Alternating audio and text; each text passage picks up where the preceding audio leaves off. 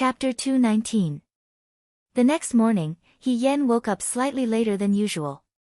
Last night, she kept thinking about things and couldn't fall asleep. She only fell asleep in the middle of the night. When she woke up, it was already late in the morning. It wasn't snowing today, so the sun was out. After washing up, she went to the main room to eat. As soon as she walked in, she almost bit her tongue. "Why are you here?" He-Yen asked.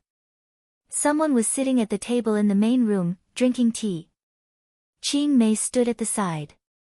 When she saw He-Yen, she answered anxiously, "His Excellency came over early in the morning. He told me not to wake you up and to wait here for you to wake up." Xiao-ju put down the teacup in her hand. She glanced at her and asked, "Did you sleep well?" "It was okay." He-Yen scratched her head. She felt that Xiao-ju's sudden appearance was very shocking. She subconsciously looked at the roof. This was her house, not the Liang province guards. Ching-mei put the porridge and dishes on the table. He-Yen looked and said in surprise, "Ching-mei, did you get rich? So much food. These seem to be snacks from Qinxiangji, right? His Excellency sent someone to deliver these." Ching-mei answered uneasily. Originally, the He family ate simple breakfast. It had been more than 10 years, so no one felt that there was anything wrong with it. Today, Xiao-ju sent someone to deliver such a large table of food. Ching-mei felt embarrassed and wondered if her family was too shabby. He-Yen didn't feel anything. It wasn't the first time she took advantage of Xiao-ju. She immediately applauded and praised, "Xiao-ju, you're so considerate. No wonder Yan Nangguang always said that having a wife is good. You're even better than Princess Shang. I can't find a single flaw." Chi Wu, who was standing in the corner, trembled when he heard this. Was this something a human would say? That was a little too shameless. It was a pity that their young master was bewitched to the point of confusion, but he actually looked quite happy. "Have you eaten?" He-Yen gave Xiao-ju a pair of chopsticks. "Let's eat together." Xiao-ju took the chopsticks. "Okay." Chi Wu, she finally knew why her master had left the Shao manor without eating breakfast. She had woken up so early to freeload her own food. He was really bored out of his mind. Usually, the He family didn't discriminate between master and servant. Ching-mei also ate together at the same table. But today, Xiao-ju was here. Ching-mei wouldn't come to the table even if she was beaten to death. After hesitating for a while, she dragged Chi Wu away and said that she wanted to sweep the snow. He-Yen had no choice but to eat with Xiao-ju. Ching-mei's porridge was fragrant and soft. She had added red dates, so it was sweet. He-Yen remembered that this person didn't seem to like sweet things when she grew up. He asked, "I forgot that you don't like sweet things." She reached out her chopsticks and took the red dates from Xiao-ju's bowl. She smiled and said, "I'll help you." Xiao-ju paused. Xiao family members knew that he was very particular about cleanliness. He didn't like to use things that others had used, let alone pick food from his bowl. Even Xiao Jing couldn't do it. But He-Yen did this, so he didn't stop her. "But, you didn't come here today just to eat breakfast with me, right?" He-Yen asked, "What's the matter?" "I plan to go to the Xianchang dojo." Xiao-ju said, "You'll come with me." He-Yen was stunned. "Why are we going to the Xianchang dojo?" "Since you want to expose He Rufei's identity, you need evidence. The Xianchang dojo still has your past essays and scrolls. Maybe they can be of use." "How is that possible?" He-Yen asked curiously. "Those are things from many years ago. How can the Xianchang dojo still keep them?" Xiao-ju pulled the corners of her mouth and looked at her with a mischievous smile. "Don't you know? General Feihong and General Fengyin's calligraphy has been kept in the dojo until today. Every year, when new students come to the spring enrollment, everyone has to look at it." He-Yen almost choked on his own words. "Are you serious?" "My calligraphy. Heaven and earth." Xiao-ju was fine, but her calligraphy back then could not be considered very beautiful. Her handwriting was like a dog's crawl, but it was an exam paper that was always last place. What was there to look at? Over and over again, wasn't it insulting? Who would have thought that the last place in the Xian Chang dojo would one day be on par with the first place and become the dojo's signboard? Sure enough, don't bully the young for being poor. Every dog has its day. I actually don't really want to go, Xiao Ju said. Oh. He Yan made a sad face. Okay, I'll go. After the meal, He Yan and Xiao Ju went out together. He didn't feel this way when he was in the Liang province guards. But once he returned to the capital and put on Lady He's dress, he felt uncomfortable all over. It wasn't because of anything else. It was because Lady He's dress was too exquisite and complicated. He Yan decided to simplify the complicated dress and put away all the straps. It was more convenient to go out. There was no carriage at the door. He Yan paused and asked the person beside him, Xiao Ju, where's the carriage? The weather is good today. Let's go. He said. It was a rare sunny day. The snow from last night hadn't melted, and the ground was glowing with golden warmth.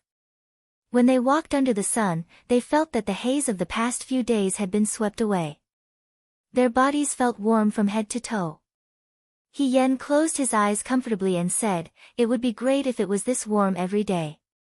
Xiao Ju turned her head and glanced at him. The young girl had a bright smile. A little sunlight was enough to make her happy. It was hard to imagine that the brave and fierce General Fei Hong on the battlefield was this silly person in front of him. The corners of his mouth curved slightly, and he restrained the smile in his eyes. The two of them walked side by side on the street. Even though He Yan wasn't very famous, Xiao Ju's face wasn't unfamiliar.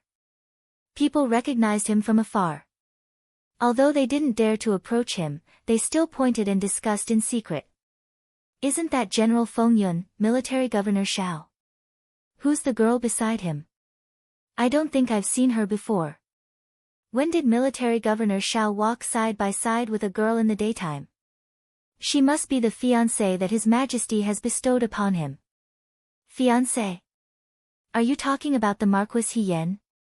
That's right, that's right. So Marquis Wuan looks like this.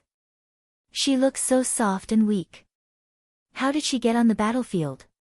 He Yan's hearing was outstanding. He accidentally heard the discussions around him. He Yan looked at the man walking beside him. His expression was calm and indifferent. He Yan inexplicably felt that he had been brought out by Xiao Ju to show his face. So that people would know that Xiao Ju's fiancé, Marquis Wuan, looked like this. Forget it, she said to herself in her heart. If they want to see, then let them see.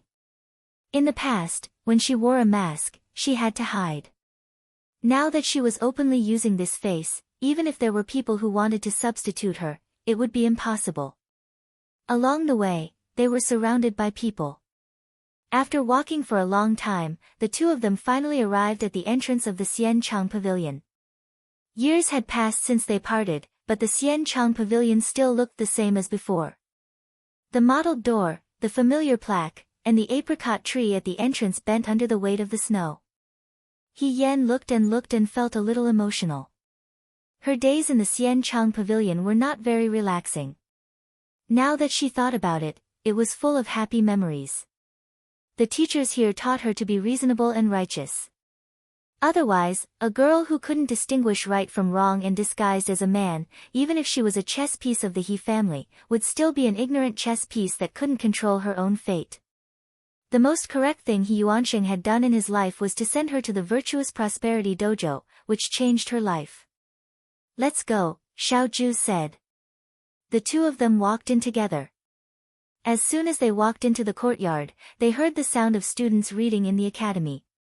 The way of the university is to be virtuous, to be close to the people, and to stop doing good deeds. After so many years, you're still memorizing this. He Yan suddenly recalled the memories of improving together with Lin Shuanghe. It's strange. At that time, I couldn't memorize it no matter how hard I tried. Later, after I joined the army, I recited it every night when I had nothing to do in the camp. Then, I memorized it. Xiao Zhu raised her eyebrows. You memorized it in the camp? Of course, He Yan said proudly. In the beginning, before I met my master, my skills were not good, so I could only rely on my brain. You don't know, but in the Fuyue army, anyone who can read is very popular in the camp. They are good at both the pen and the sword. She began to praise herself again. Xiao Zhu was about to say something when she suddenly heard someone's voice in front of them. Military Governor Xiao. The two of them looked in the direction of the voice and saw a middle-aged man wearing yellow hemp clothes quickly walking over. This man was very gentle and had an amiable appearance. When he walked in front of Xiao Zhu and He Yan, he smiled and said, Military Governor Xiao, why did you think of coming to the academy today? He Yan was stunned. This was Huang Sankai, the teacher who taught mathematics in the Xianchang Academy. He Yan had also taught mathematics in the past. During He Yan's school life, because she was not outstanding in any aspect, it was very difficult for her to gain the teacher's favor. This Mr. Huang Sankai, perhaps because he was not very old at the time, was very gentle and amiable to his students. He did not treat his students differently because of their grades, and was very accommodating. It was also this teacher who used to praise He Yan in the academy. Diligent learning is like a sprout in spring. You don't see it growing, but it grows day by day. Look at Hirufei, you should all learn from him. Because of this, a group of youths were dissatisfied with He Yan. However, when he saw this Mr. Huang, He Yan still felt very close. I was passing by here, so I came to take a look. Xiao Zhu replied.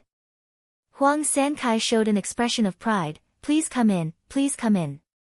Don't blame this teacher for showing a fawning expression. Xiao Zhu was now Dewei's famous General Feng Yun and the commander-in-chief of the Right Army. The reason why he did not get promoted was because even if he won the war, His Majesty did not have a higher position to promote him.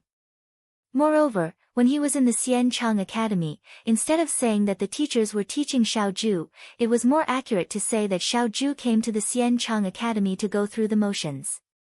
The teachers in the Xianchang Academy did not have anything to teach him.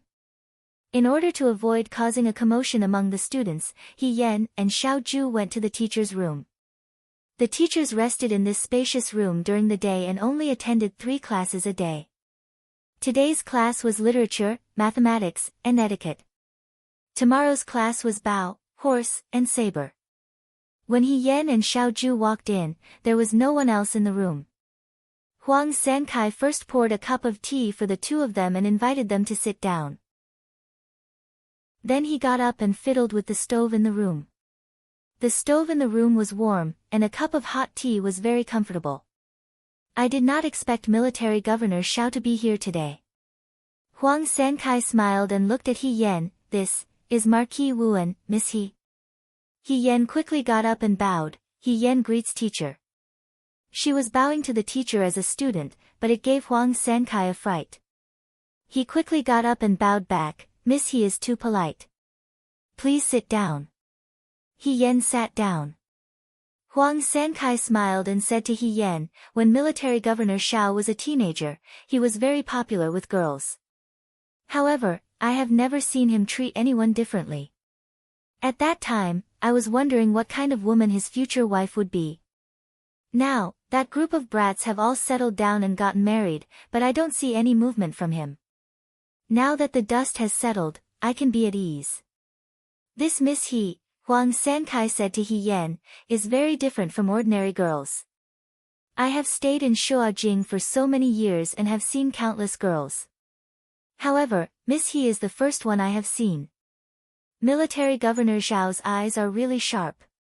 He Yan, Huang Sankai probably did not expect that the girl he was praising was a student that he had personally taught in the past. As they were talking, the door opened and someone came in. The two looked over at the same time and saw a thin old man wearing a brown robe and a high bun walk in. Mr. Wei, Huang Sankai stood up and said to the old man, Military Governor Xiao and his fiancée, Miss He, are here. Wei Xianzhang, the curator of the Xianchang Hall, looked at the two. He Yan and Xiao Zhu stood up and bowed to him. Wei Xianzhang was not as friendly as Huang Sankai. He only nodded slightly, walked to his desk, and sat down. He put down the book in his hand. He was the one who was in class just now. He Yan leaned closer to Xiao Zhu and whispered, "Look, the person I am most afraid of is here." When He Yan was in school, he was most afraid of this Mr. Wei, Curator Wei. Wei Xianzhang was not a commoner. He had an official position. However, He Yan once thought that the reason why he founded the Xianchang Hall was because his personality was too unlikable. He was old-fashioned and strict. His colleagues in the officialdom did not like him, so they rushed him to be the curator of the school. Unlike Huang Sankai, who was gentle and amiable and never scolded students, Wei Xianzhang was excessively strict. As long as there were students with bad grades, they would always be punished by him. The students secretly called him Old Man Wei. As He Yan was the last in the Xianchang Hall, Wei Xianzhang naturally saw her as the shame of the Xianchang Hall. He Yan believed that if it wasn't for He Yuanqing persuading that Shi Bao and the fact that the Xianchang Hall didn't have the rule of driving out the accepted students, she would have been driven out by Wei Xianzhang on the first day she entered the Xianchang Hall. She would never be allowed to step into the school again. In short, in the memories of this gentleman, He Yan could only remember the unpleasant memories of being beaten, punished, scolded, and copying books. Even though she was no longer studying in the school and was not afraid of facing the Yudo, He Yan still felt a chill down her spine the moment she saw this old gentleman. "This is Miss He," Huang Sankai said with a smile. Wei Xianzhang picked up the tea on the table and took a sip. His scrutinizing gaze swept over He Yan's body and said with a straight face, "You are He Yan? How can a woman join the army to fight and show her face in public?" He Yan? She didn't study anymore, but this old man Wei still wanted to pick on her and find trouble with her. He Yan smiled and said, "It's just that the situation forced me to do so. Eating and living with a man is immoral and unorthodox. You don't know the rules at all. Xiao Huijin has always been clean and honest. How could he be coaxed into the hands of a woman like you?" He Yan, Huang Sankai wiped his sweat awkwardly. "Curator, Mr. Wei is too serious." Xiao Zhu said lightly, "Miss He didn't coax me. I liked her first." Wei Xianzhang furrowed his brows and looked at Xiao Zhu with even more disappointment. "A real man talks about love and love all day long, what's wrong with him?" He then glared fiercely at He Yan. "Femme fatale." He Yan's smile stiffened. After living for 2 lifetimes, this was the first time someone called her a femme fatale. She took it as a compliment. But the way old man Wei looked at her, it was as if she was the demoness who brought disaster to the country. Xiao Zhu was the fatuous ruler of the country. Could it be that her last place temperament had already seeped into her bones? Even if she changed her body, as long as Wei Xianzhang saw her, he would still dislike her from the bottom of his heart. "We came here today to ask for a favor." He Yan changed the topic. If she continued, she was afraid that old man Wei would use a long stick to chase them away. Huang Sankai asked, "What is it?" "We want to borrow the brush and ink that He Rufei left in the academy," Xiao Zhu said. When she said this, Wei Xianzhang and Huang Sankai looked at her in surprise. "What does military governor Xiao want to borrow He Rufei's brush and ink for?" Huang Sankai asked. "It's me." He Yan laughed. "I've always heard that General Fei Hong is a great general who is as famous as the governor. My heart is filled with admiration. I also heard that they used to be classmates, so I wanted to see the traces of General Fei Hong's past." "Nonsense. Ridiculous." Wei Xianzhang slammed the table. His face was green with anger. He pointed at He Yan and said, "How can you be like this, like this?" He Yan guessed what he wanted to say and thoughtfully reminded him, "Xiao Qin, Mu Chu, Xiao San, Mu Si." "You."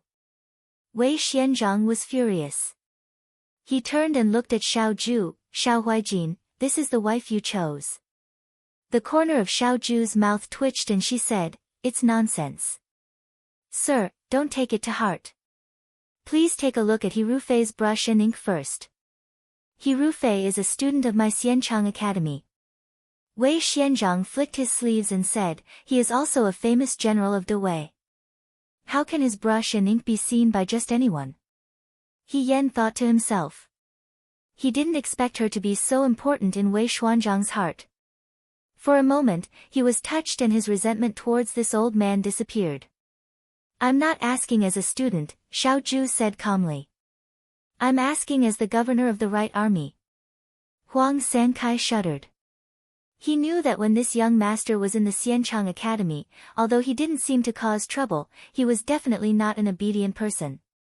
Most of the time, he was just too lazy to do it.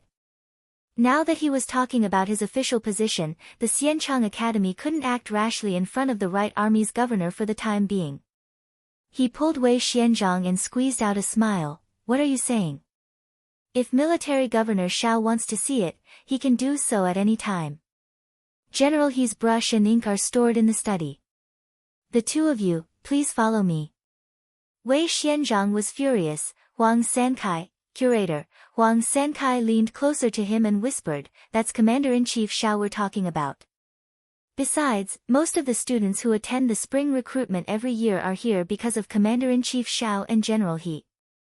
If we offend military governor Xiao, in the future, military governor Xiao will spread the word that everyone else will go to the Imperial College. What kind of talents will our Xianchang Academy be able to recruit? Wei Xianzhang didn't speak.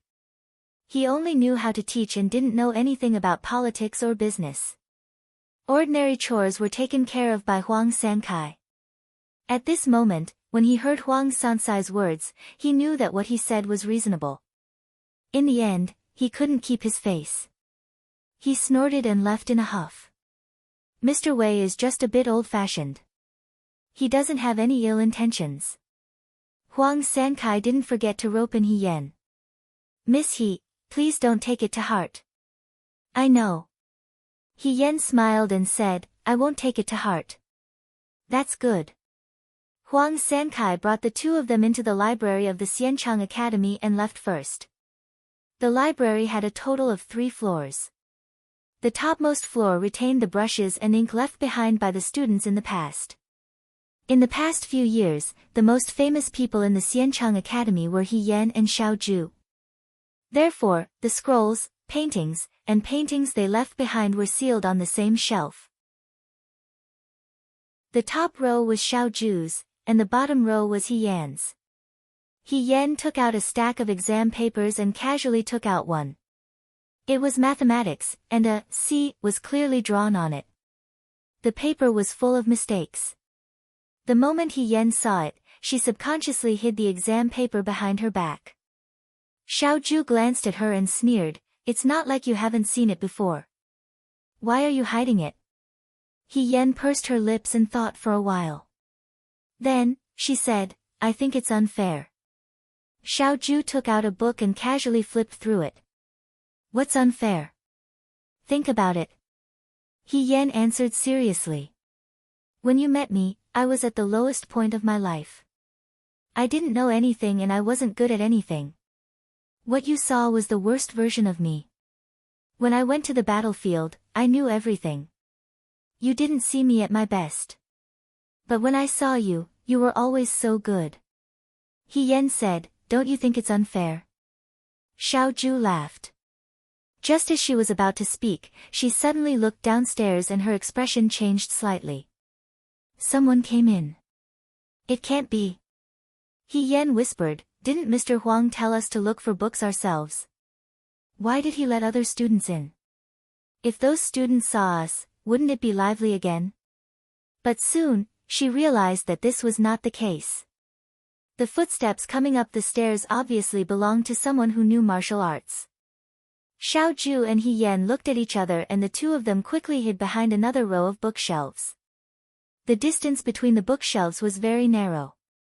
Only one person could pass through at a time. The two of them hid in the corner and had to face each other. Xiao Zhu was very tall. He Yan raised his head slightly and almost touched her chin. As the two of them breathed in and out, they could almost hear each other's heartbeat. He Yan's palms couldn't help but sweat. He couldn't help but feel nervous. But this nervousness only lasted for a moment. Her gaze froze. The person who had sneaked up the stairs quickly rushed to the row of bookshelves that they were standing on. Then, he took out a flint and lit the row of bookshelves that He Yan was standing on. With a tang sound, the fire ignited. He Yan and Xiao Ju flew out. Stop! Chapter 220. The person who set the fire did not expect that there would be someone in the quiet library today. He was caught off guard and wanted to run, but Xiao Ju had already blocked his way. He was no match for her in martial arts. After exchanging one move, Xiao Ju dislocated his arm. He Yan had already grabbed a long blanket to put out the fire when Xiao Ju was exchanging blows with the person. Fortunately, the fire was not big.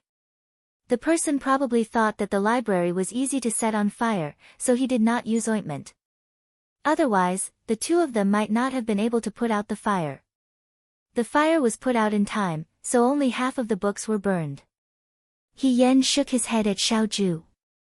Fortunately, nothing serious happened. The two of them looked at the person on the ground. He was young and wore a cotton shirt. At first glance, he looked like a student from the Xianchang school. His arms and legs were dislocated by Xiao Ju, so he could not move for the time being. He Yan noticed that there were traces of martial arts training between his thumb and index finger. He could not help but frown. He doesn't look like a student from the Xianchang school. He must have snuck in. Ordinary students, even if there were martial arts courses in the school, would not have such thick calluses. It was obvious that they were caused by years of martial arts training. Xiao Ju looked down at him and asked coldly, "Who sent you?" The person only stared at Xiao Ju and did not speak. Wait a minute. He Yan seemed to have sensed something. He stepped forward and grabbed the person's chin. Xiao Ju could not stop him.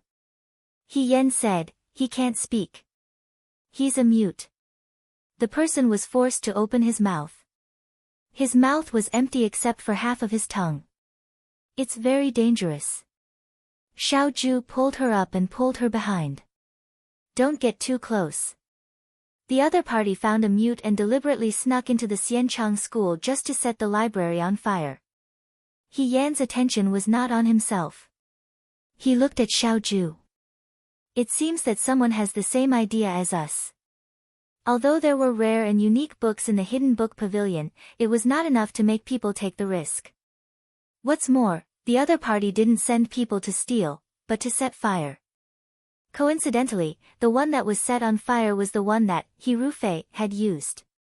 Just like how He Yan and Xiao Ju came to the Xianchang mansion today to find He Rufei's past handwriting in case of an emergency, the real young master he also looked guilty and short of breath, which was why he couldn't wait to get someone to destroy the corpse. Xiao Ju asked, "What are your plans?" He Yan lowered his head and thought for a while. When he raised his head again, his expression had become relaxed. Since someone covets General He's notes, why don't we keep them for them first? As for this person, let's inform Mr. Huang first and see what he has to say. When Huang Sankai received the news and came over, he couldn't believe his eyes. He had only let Xiao Ju and He Yan into the hidden book pavilion for less than a stick of incense's time. How could someone suddenly set fire to it? Mr. Huang, Xiao Ju gestured to the person on the ground. Is this person a student of the school? Mr. Huang carefully looked at the face of the person who set the fire and shook his head. No, I've never seen this person before. Then that's it, Xiao Ju nodded. This person snuck into the school and just failed to set fire to it. I saw it. Mr. Huang hurriedly went to check the bookshelf that had just caught fire. The scattered test papers on the ground, the half-burnt book, and the smell of burnt wood in the pavilion all proved that Xiao Ju was not lying. Just now, someone did set fire to it. Why? Huang Sankai was at a loss. What enmity does this person have with our Xianchang school? Why did he set fire to the hidden book pavilion? Fortunately, it was the hidden book pavilion and not the school. But just now, if Xiao Ju and He Yan were not here, very few people would enter the hidden book pavilion. By the time the fire was discovered, it would be too late. Thinking of this, Huang Sansai's heart was filled with a layer of fear. This person is mute, He Yan laughed. He can't speak. Xiao Ju's voice was cold. I'm afraid it has something to do with the Yuto. Yuto? Huang Sankai was shocked. Why would the Yuto appear in Shuajing? Xiao Ju calmly said, this matter is confidential. I hope Mr. Huang can keep it a secret for me. Since it is the Yuto's conspiracy, it is better to beat them at their own game. Mr. Huang, please announce to the public that the hidden book pavilion caught fire and destroyed a shelf of books. Fortunately, the fire was put out in time and did not lead to a disaster. But General Fei Hong's notes were all destroyed. This. Huang Sankai was still very puzzled. This is related to the country. Xiao Ju's eyes were as sharp as lightning. I hope Mr. Huang can consider the overall situation. Huang Sankai trembled. Of course. But General He's notes. He and I are classmates. It is just some ordinary pen and ink. I will bring it back to Xiao family for safekeeping. In the future, when the real culprit behind the scenes is revealed, I will return it to you. Huang Sankai sensed something. He looked at the young man in front of him. The young man who was always lazy and indifferent had now shed his youthfulness. He was like an unsheathed sword, completely different from the past. He respectfully lowered his head and whispered. It is all up to Military Governor Xiao. As for this person, I will take care of it. Mr. Huang only needs to announce to the public that someone was burned to death in the fire. Huang Sankai nodded in agreement. After Huang Sankai finished his task, Chiwu came in and took away the mute who had set the fire. He also took away a whole sack of He Rufei's notes. He Yan and Xiao Ju walked out. As they walked, he said, Xiao Ju, what happened just now, is it okay? In the end, Huang Sankai was not a member of the Xiao family. He did not know how much he could keep secret for them. He Rufei was not a fool either. The people they sent out did not return. Even if Huang Sankai spread the news that the library was on fire, He Rufei might not believe it. It's okay. Leave it to me, Xiao Ju replied. He Yan thought for a moment. I think that Su Zhiheng is probably still looking for Mother Qin's whereabouts. We must ensure their safety. Xiao Ju smiled carelessly. Don't worry. The Su family's hands cannot reach into the Xiao family. He Yan was slightly relieved. However, today's relaxed visit to the Xianchang pavilion to reminisce about old friends was disrupted by this sudden incident. He could not help but feel a bit heavy. As he walked to the door with Xiao Ju, he suddenly heard someone call out to her, Miss He. He Yan looked up and saw a man wearing an indigo robe standing not far away. He was as gentle as an orchid. It was Chu Zhao. He also saw Xiao Ju standing next to He Yan. His eyes narrowed slightly, but his smile returned to normal. He walked forward and greeted, Military Governor Xiao, Miss He. Fourth young Master Chu, why are you here? He Yan asked with a smile. Ever since that day at the palace banquet where Emperor Wen Xian bestowed the marriage, she had not seen Chu Zhao. She only knew that the Su family and the Chu family were preparing for his marriage with Su Pingting. Compared to He Yan's family background, Chu Zhao and Su Pingting's marriage, on the surface, seemed to be more well-matched. Although He Yan did not think that Chu Zhao liked Su Pingting, his fiancée, that much. I came out to do something, Chu Zhao replied gently. He Yan noticed that the servant following him today was an unfamiliar servant. Her appearance was average and was nodding Xiang. He could not help but look at the servant a few more times. The servant was not afraid. She stared back at him with a look of scrutiny. He Yan pondered for a moment and understood. Presumably, Miss Su Pingting saw that Xiang was too beautiful by Chu Zhao's side. She was not at ease, so she sent another servant to follow him. On the surface, she was serving him, but in reality, she was monitoring him. After all, Chu Zhao had a dissolute father. His own appearance was outstanding, so it was inevitable that she would think more. However, Chu Zhao was a little pitiful.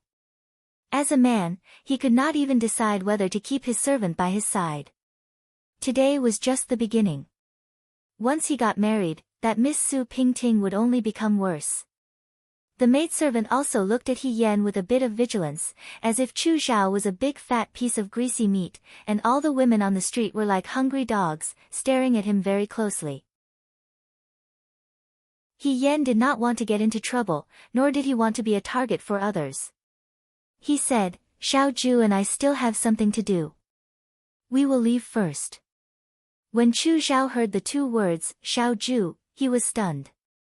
His eyes looked at the two of them and then he smiled, "Then, let's meet again another day." He Yan nodded and pulled Xiao Ju away in a hurry. After the two of them left, Chu Zhao looked at the door of the Xian Chang pavilion. His eyes flashed with a trace of deep thought. The servant girl beside him urged, "Fourth young master, it's not early. You should go to the silk shop to choose cloth first." Miss said that all matters related to the wedding must be seen by fourth young master. The young man covered the haze in his eyes and smiled, "Okay." At the Su family's door, the servant Fu Wang was holding a broom and was currently sweeping the floor. He had been absent-minded for the entire afternoon. In fact, it had not been a day or two. Ever since he told the other party about Mother Qin's whereabouts, the mysterious person who was generous had not appeared again. Fu Wang felt very disappointed. He originally wanted to make a big profit from this person before leaving. He did not expect that he would disappear. He felt a bit of regret. He should not have told the other party about Mother Qin's whereabouts so early. Perhaps if he had delayed a bit longer, he could have squeezed more out of the other party. Once he got used to the easy way of getting money, Fu Wang felt particularly unsatisfied when he looked back at the meager monthly allowance. He swept the floor. Suddenly, a copper coin rolled in front of him. Fu Wang subconsciously followed it. He wanted to pick it up, but after taking a few steps, the copper coin was suddenly stepped on by a boot. He was startled. He raised his head and saw a tall man wearing a bamboo hat standing in front of him. The man said in a low voice, "Are you Fu Wang?" Fu Wang was startled and stammered, "Yes, yes. Tea house at the corner of the street. See you at the old place." After saying this, the other party lifted his foot and turned to leave. Fu Wang stared blankly at the dirty copper coin. He bent over and picked it up. He wiped the stain on it and put it in his sleeve. His heart was beating fast. When his companion who went to the toilet returned, Fu Wang used his diarrhea as an excuse to slip away. He went to the tea house where he used to meet with the mysterious person. It was still the innermost tea house. The man from before had already taken a seat. Fu Wang walked in with suspicion in his heart. Although this person's clothes were very similar to the previous person, they were not the same person. Compared to the previous mysterious person, this person in front of him was obviously much taller. "Young master is, the person who asked you to find Mother Qin last time can't come now. The person who will make the deal with you in the future is me," Fei Nu said in a hoarse voice. Xiao Ju asked him to come to the Su family in order to make a deal with this servant called Fu Wang. At the same time, He Yan would be safely removed from this matter to avoid leaving any evidence behind. Fu Wang was startled and carefully asked, "May I ask, the previous young master, dead?" The other party's voice was extremely cold. "So, don't ask what you shouldn't ask, and don't look at what you shouldn't look at." These cold words startled Fu Wang. Although he was greedy for money, he also cherished his life. When he heard that the previous mysterious person had died, he couldn't help but have a myriad of thoughts. After all, even now, he didn't know who that person was or why he was asked to find out Mother Qin's whereabouts. Then, "Young master, why are you looking for me?" Fu Wang asked tentatively. I want you to search the Su family for all the old belongings of the deceased young Mistress Su, as well as the whereabouts of all the people related to young Mistress Su. The man said concisely. Previously, he was looking for people and things related to concubine Mother He. Now, he was looking for young Mistress Su. Why? Before Fu Wang could speak, he saw the man in front of him take out a box from beside him and put it on the table. He opened the box, revealing dozens of silver ingots neatly stacked inside. Fu Wang's eyes widened. This person was much more generous than the previous young mistress. The previous young mistress gave the silver ingots one by one. When did she become so generous? For a moment, Fu Wang threw his previous timidity to the back of his mind. His heart and eyes were filled with the silver ingots. How is it? Fei Nu asked. Well said, well said. Fu Wang hugged the box in front of him. He was so happy that the corners of his mouth bloomed. Even if this little one has to climb a mountain of swords or dive into a sea of fire, this little one will still do this for young master. This matter is not simple. Fei Nu deliberately lowered his voice. Your family's young master is bound to keep an eye on your movements. It's fine. There are also places where the Fu is lax. It's just that young mistress has passed away for a long time. Most of her old belongings were buried with her body. I don't know if there are any left. Fu Wang was probably dazzled by the silver ingots in front of him.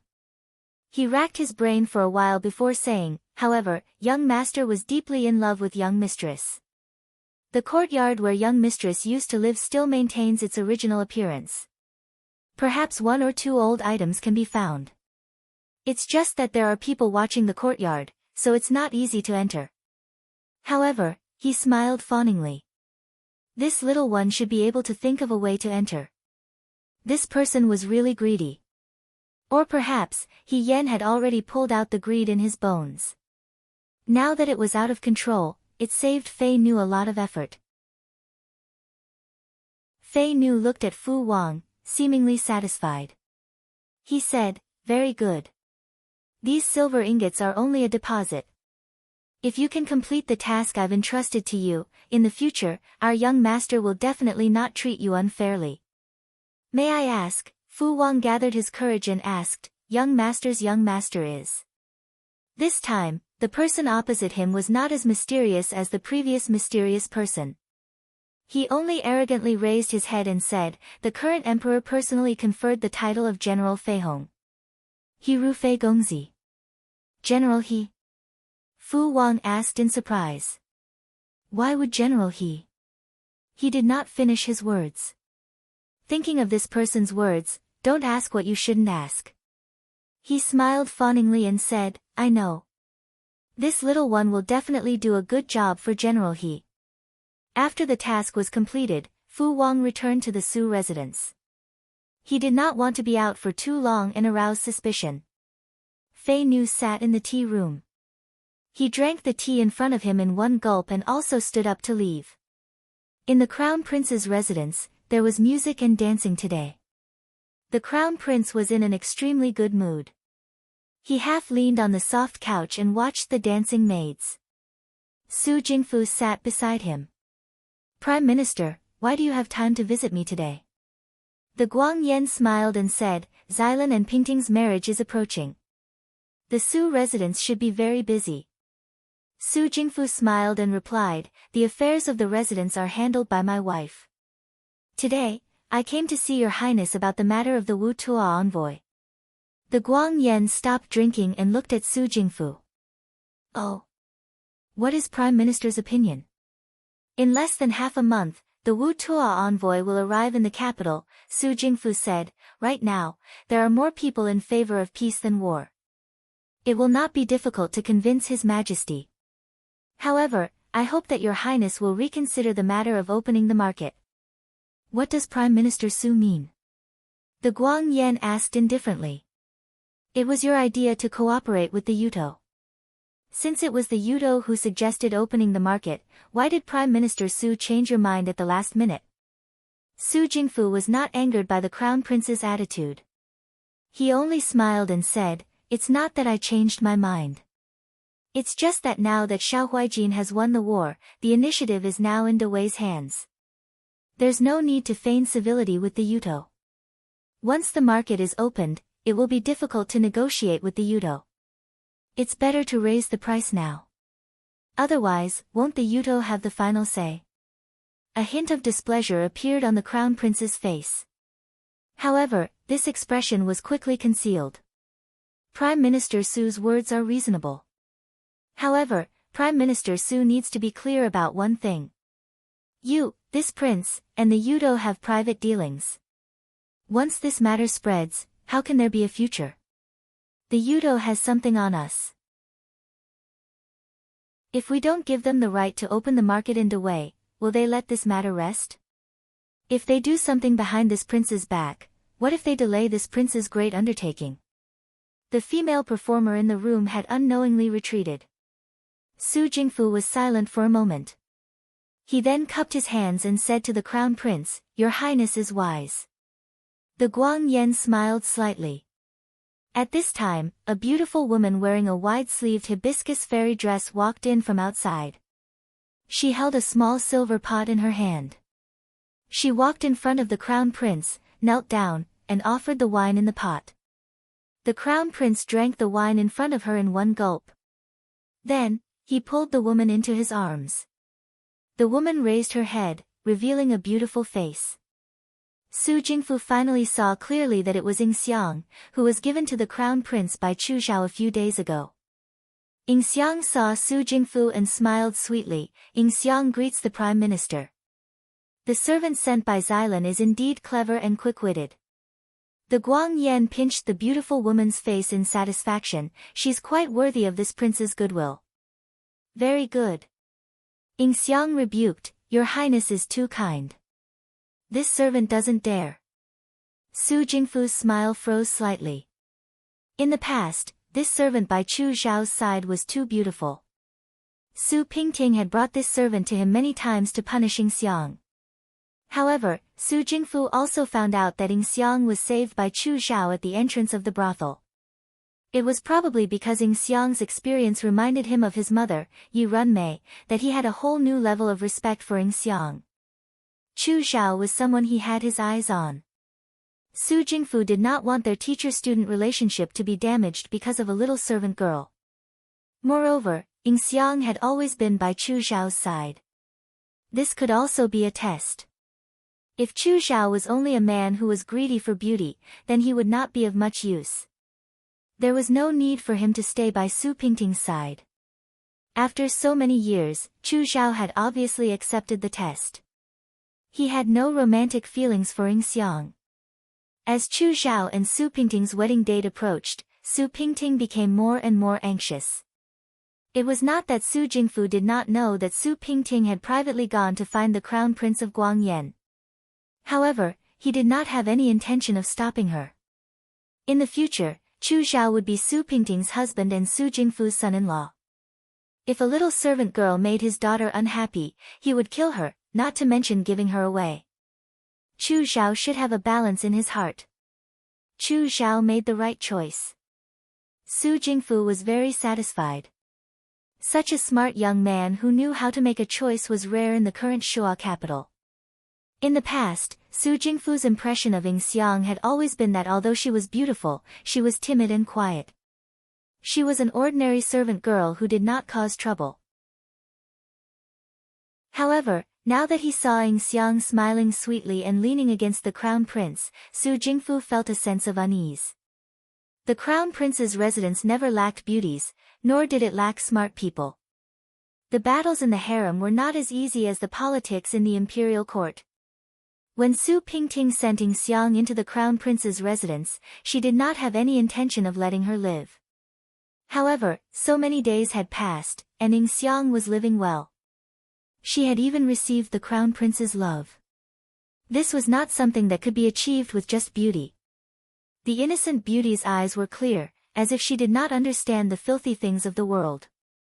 Among all the beauties, she was like a dewdrop in the morning, with a fragile purity. Even the Guang Yan, who did not cherish beauties, looked at her with pity. Su Jingfu sat for a while, then got up and left. After he left, the Guang Yan ordered the servants to take away Su Jingfu's bowl, chopsticks, and cups. An old man. He is just a prime minister, but he thinks he is some big shot. He even wants to meddle in my affairs. The crown prince's Guang Yan's eyes were filled with viciousness after Su Jingfu left. I think his hands are reaching too far. Ying Xiang leaned against the Guang Yan, her small hand gently stroking his chest to help him breathe. She comforted him softly, Your Highness does not need to be too angry. This world will belong to Your Highness in the future. Your Highness will do whatever you say. Why do you need to listen to others? These words greatly pleased the Guang Yan. The Guang Yan kissed her on the cheek. You little girl, you know how to talk. Be careful, Prime Minister Su might find trouble with you if he hears this. Even if Prime Minister wants to find trouble with this servant is Your Highness's servant. Your Highness will definitely protect this servant, right? Ying Xiang said sweetly, Even if I am Your Highness's servant, it is still better than most people in the world. Also, let me tell Your Highness a secret. She leaned closer to the Guang Yan, looking very charming. This servant was not like the other beauties, who either flattered him or were afraid of him.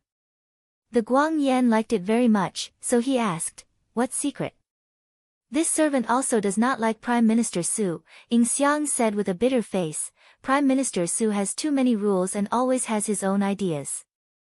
I am really afraid that one day, Prime Minister Su will even interfere in Your Highness's affairs. If Your Highness sends this servant away, that would be terrible. Chapter 221.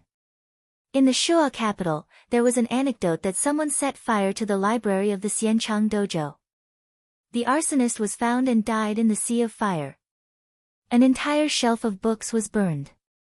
Coincidentally, it was the notes that General Feihong He Rufei had left behind when he was studying in the academy.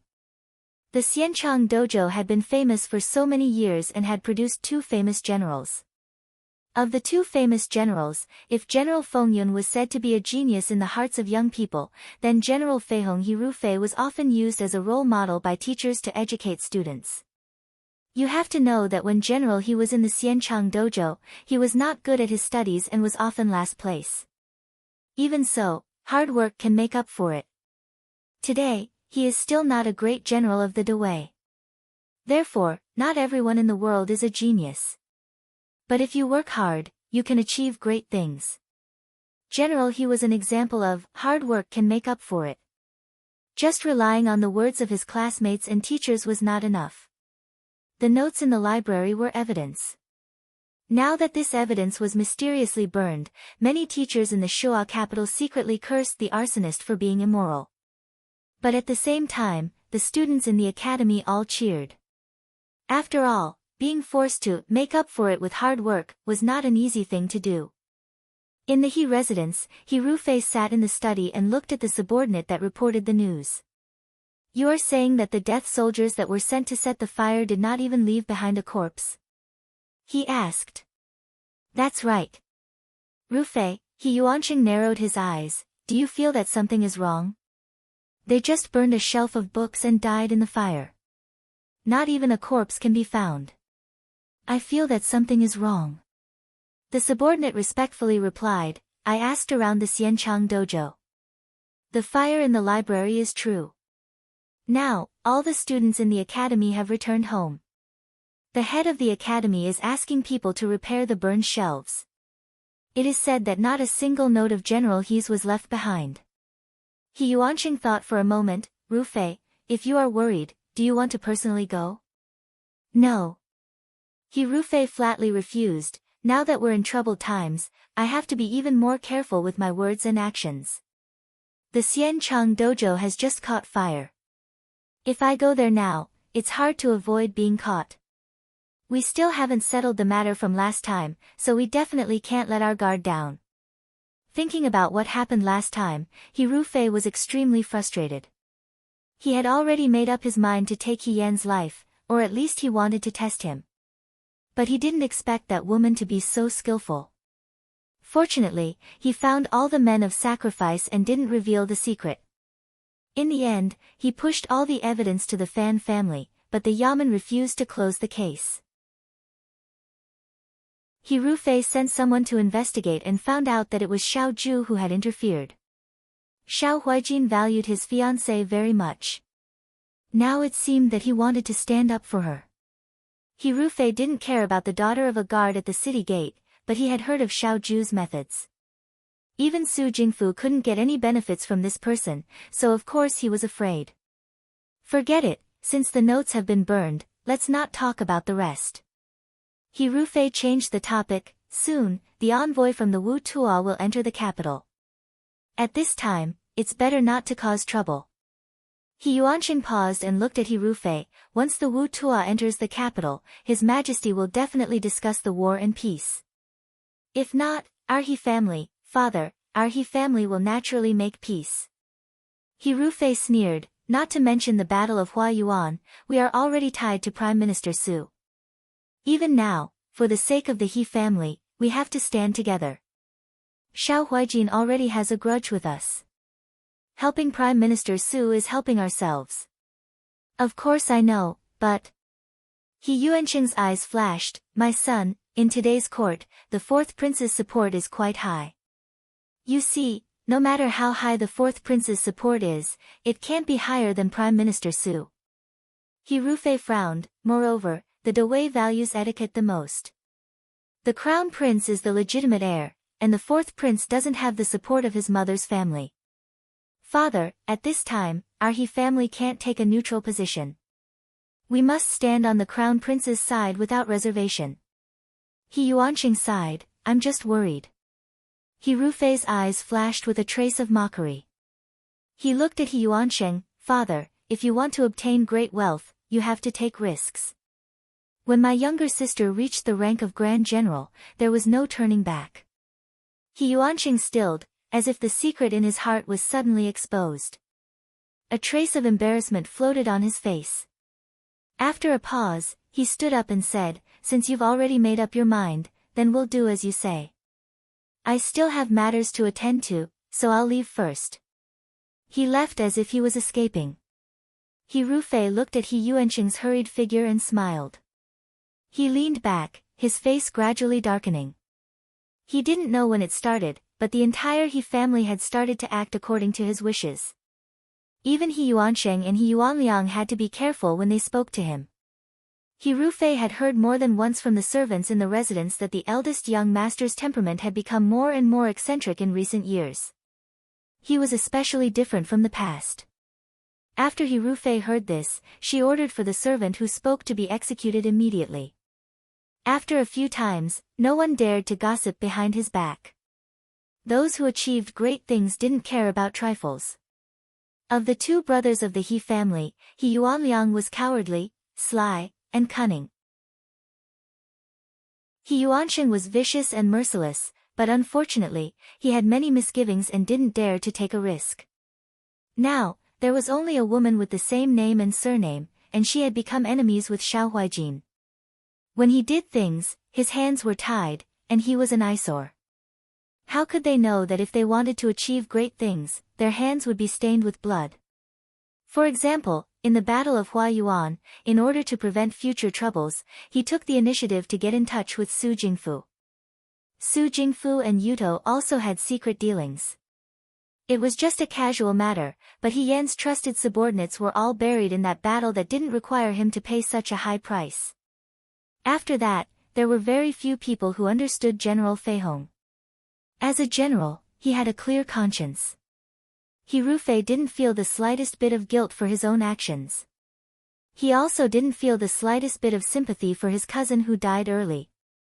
Before He Yan became General Fei Hong, she had already lived under his name for many years. If it weren't for his identity as eldest young master, a woman living in this world should have followed the rules and regulations and followed the husband after marriage. How could there be anything that came after? It could be said that all the military merits that He Yan had earned were originally obtained by relying on his name. Now, everything was just returning to its rightful owner. Not to mention that Marquis Wuan was obviously a substitute pretending to be a ghost. Even if the real He Yan came to take his life, he wouldn't be the least bit afraid. Because, this should have been his in the first place. On this day, He Yan left early in the morning and only returned home when it was close to evening. Lady Fan in prison was still crazy, and he couldn't get any useful information out of her. Mother Qin was hidden in the Xiao family, but what she knew was very limited. Su Zhiheng didn't truly trust He Wanru, and Mother Qin deliberately avoided the murder case at the time. Therefore, other than a witness, there wasn't much other evidence for the time being. He Yan could only make a trip himself. Although she was now Marquis Wuan, she hadn't established her own network in the imperial court.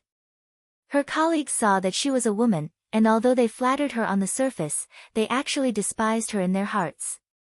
Other than classmates like Lin Shuanghe and Yan He, there were very few officials in the imperial court who could be on good terms with her. Fortunately, although the title of Marquis Wuan wasn't very useful, the title of Xiaoju's fiancé was more convenient than He Yan had imagined. As long as she brought up Xiaoju, most of her colleagues were still willing to give her face. He Yan used the title of Xiaoju to inquire about matters within the Fuyue army. As she probed like this, she really did find some clues. Ever since He Rufei received the title of Feihong, the Wei was peaceful and there were very few wars. He had always stayed in Shuajing and never left the city. The Battle of Huayuan was the first time He Rufei went to the battlefield after a few years. In that battle, He Rufei led the Fuyue army to a Pyrrhic victory, and all of his trusted subordinates died in battle. None of the deputy general's subordinates who were even slightly close to He Rufei survived. Most of the soldiers who participated in that battle were ordinary soldiers who didn't have access to the secrets of the war. However, even if this was the case, there were still some secret rumors that spread. The general that day was very different from before. He seemed to have an argument with the military advisor, but the military advisor had already died in the Battle of Huayuan. However, when the Yudo came that day, we had the advantage. However, the general didn't move, and in the end, gave the Yudo an opportunity. However, maybe we were thinking too much. The general has been through hundreds of battles, and naturally isn't someone that we can figure out. The soldier added. Because General Feihong's name was too famous, no one doubted his tactics, and no one doubted his loyalty. However, He Yan knew that He Rufei was purposely sending those people to their deaths.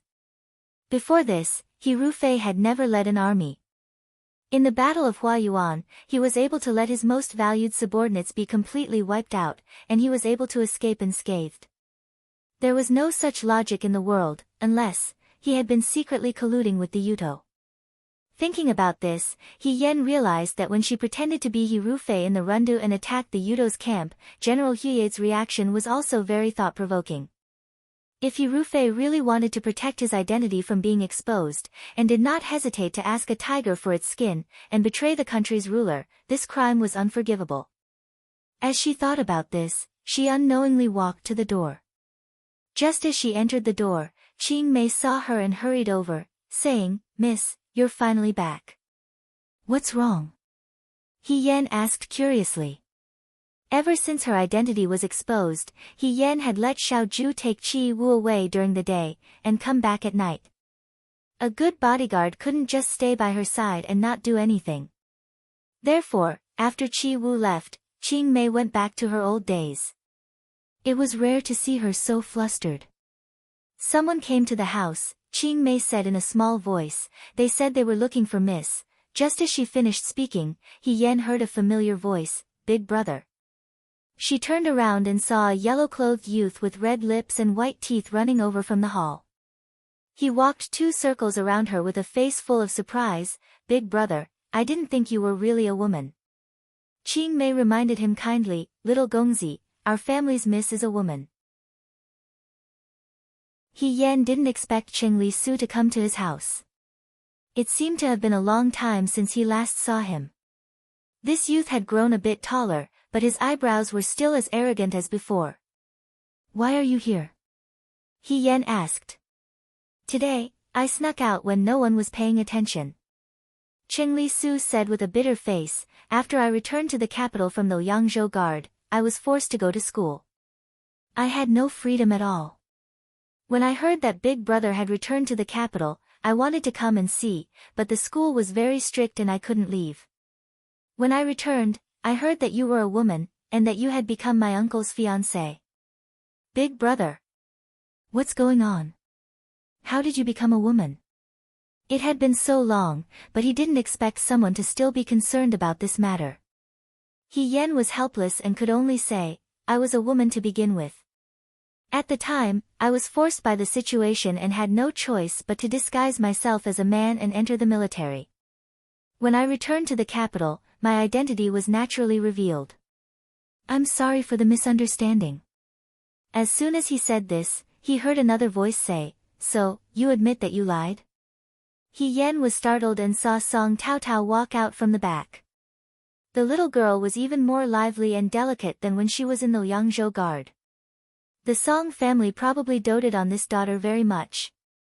The material of her clothes looked very expensive, making her seem like a little fairy who didn't eat the food of mortals.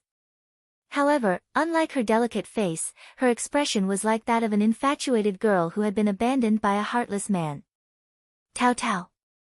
He Yan looked at Qingli Su, you came together. Qingli Su rolled his eyes, who wants to come with her? When I came to find Big Brother, I just happened to run into this shrew at the door. Song Taotao walked in front of He Yan with a complicated expression. She sized up He Yan from head to toe before saying resentfully, you really are a woman.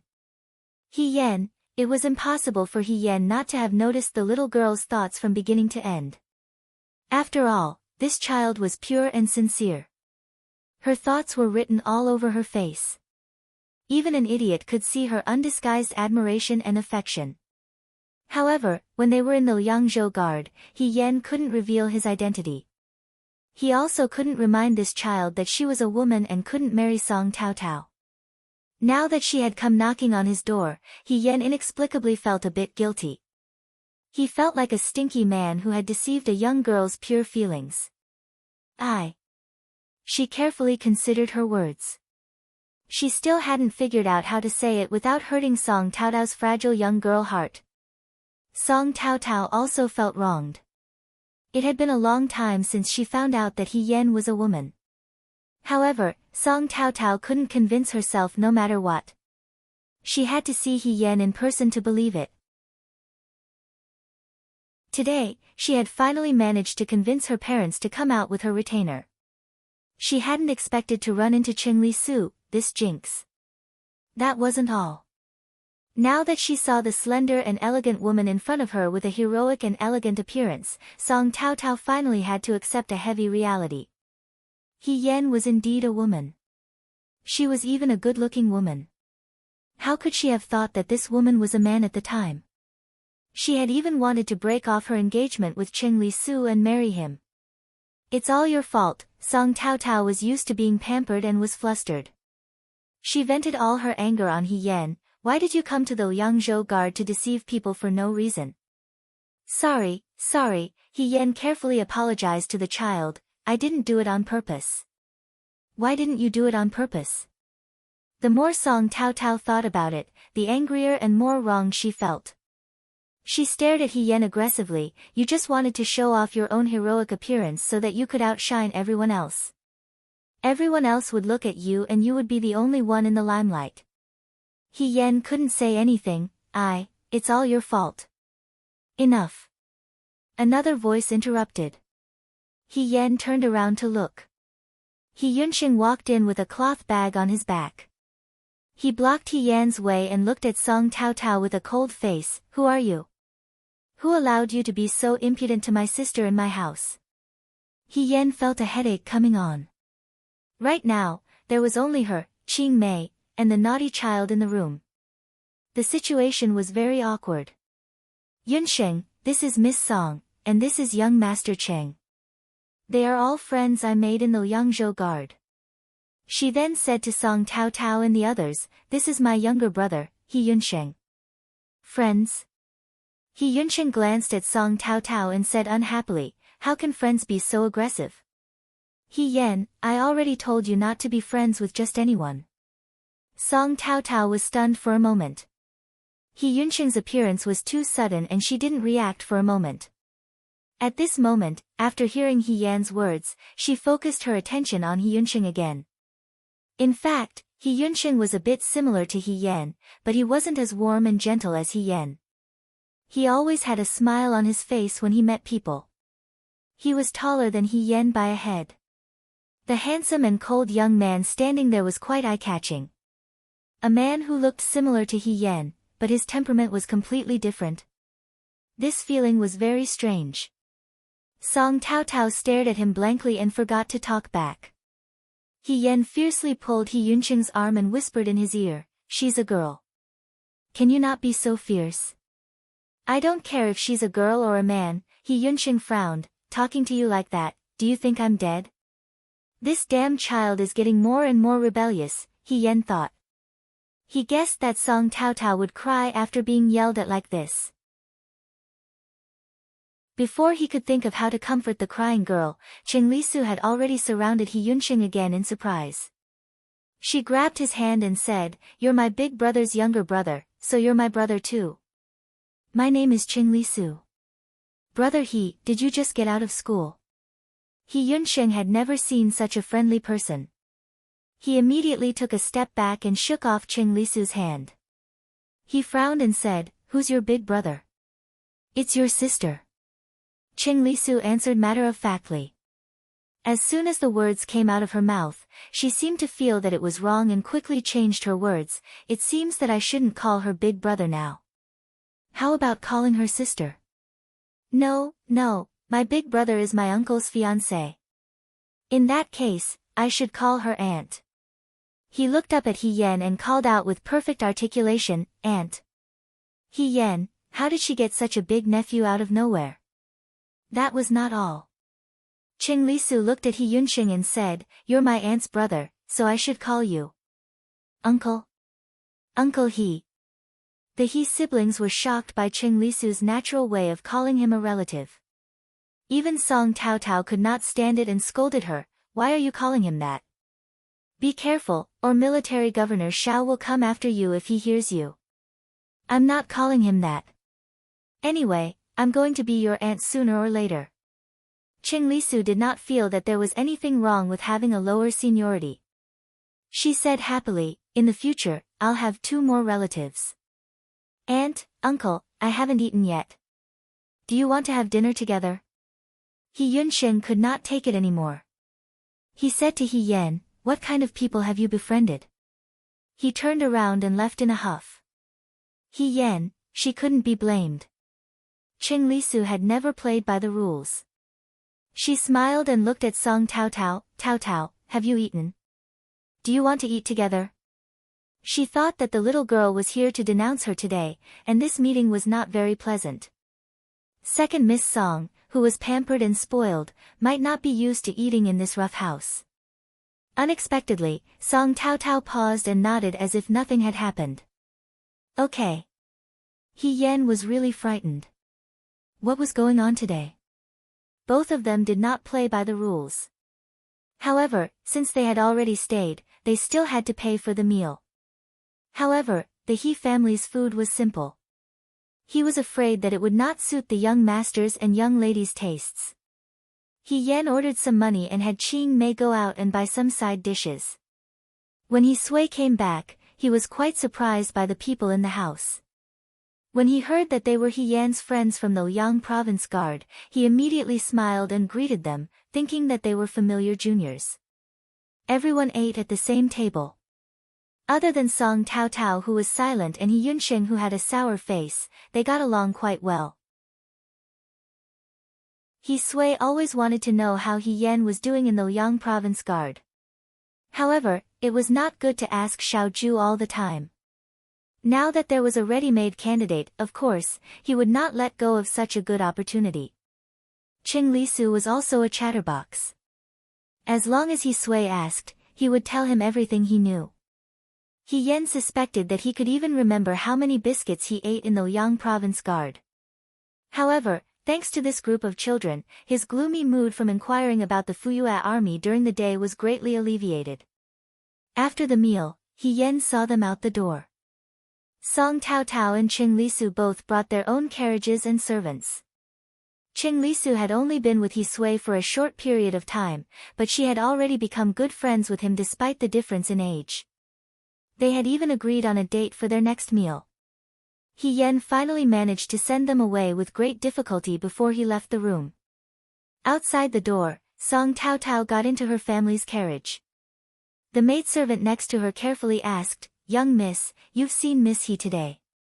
In the future, you won't make a fuss about breaking off the engagement with young Master Cheng, right?"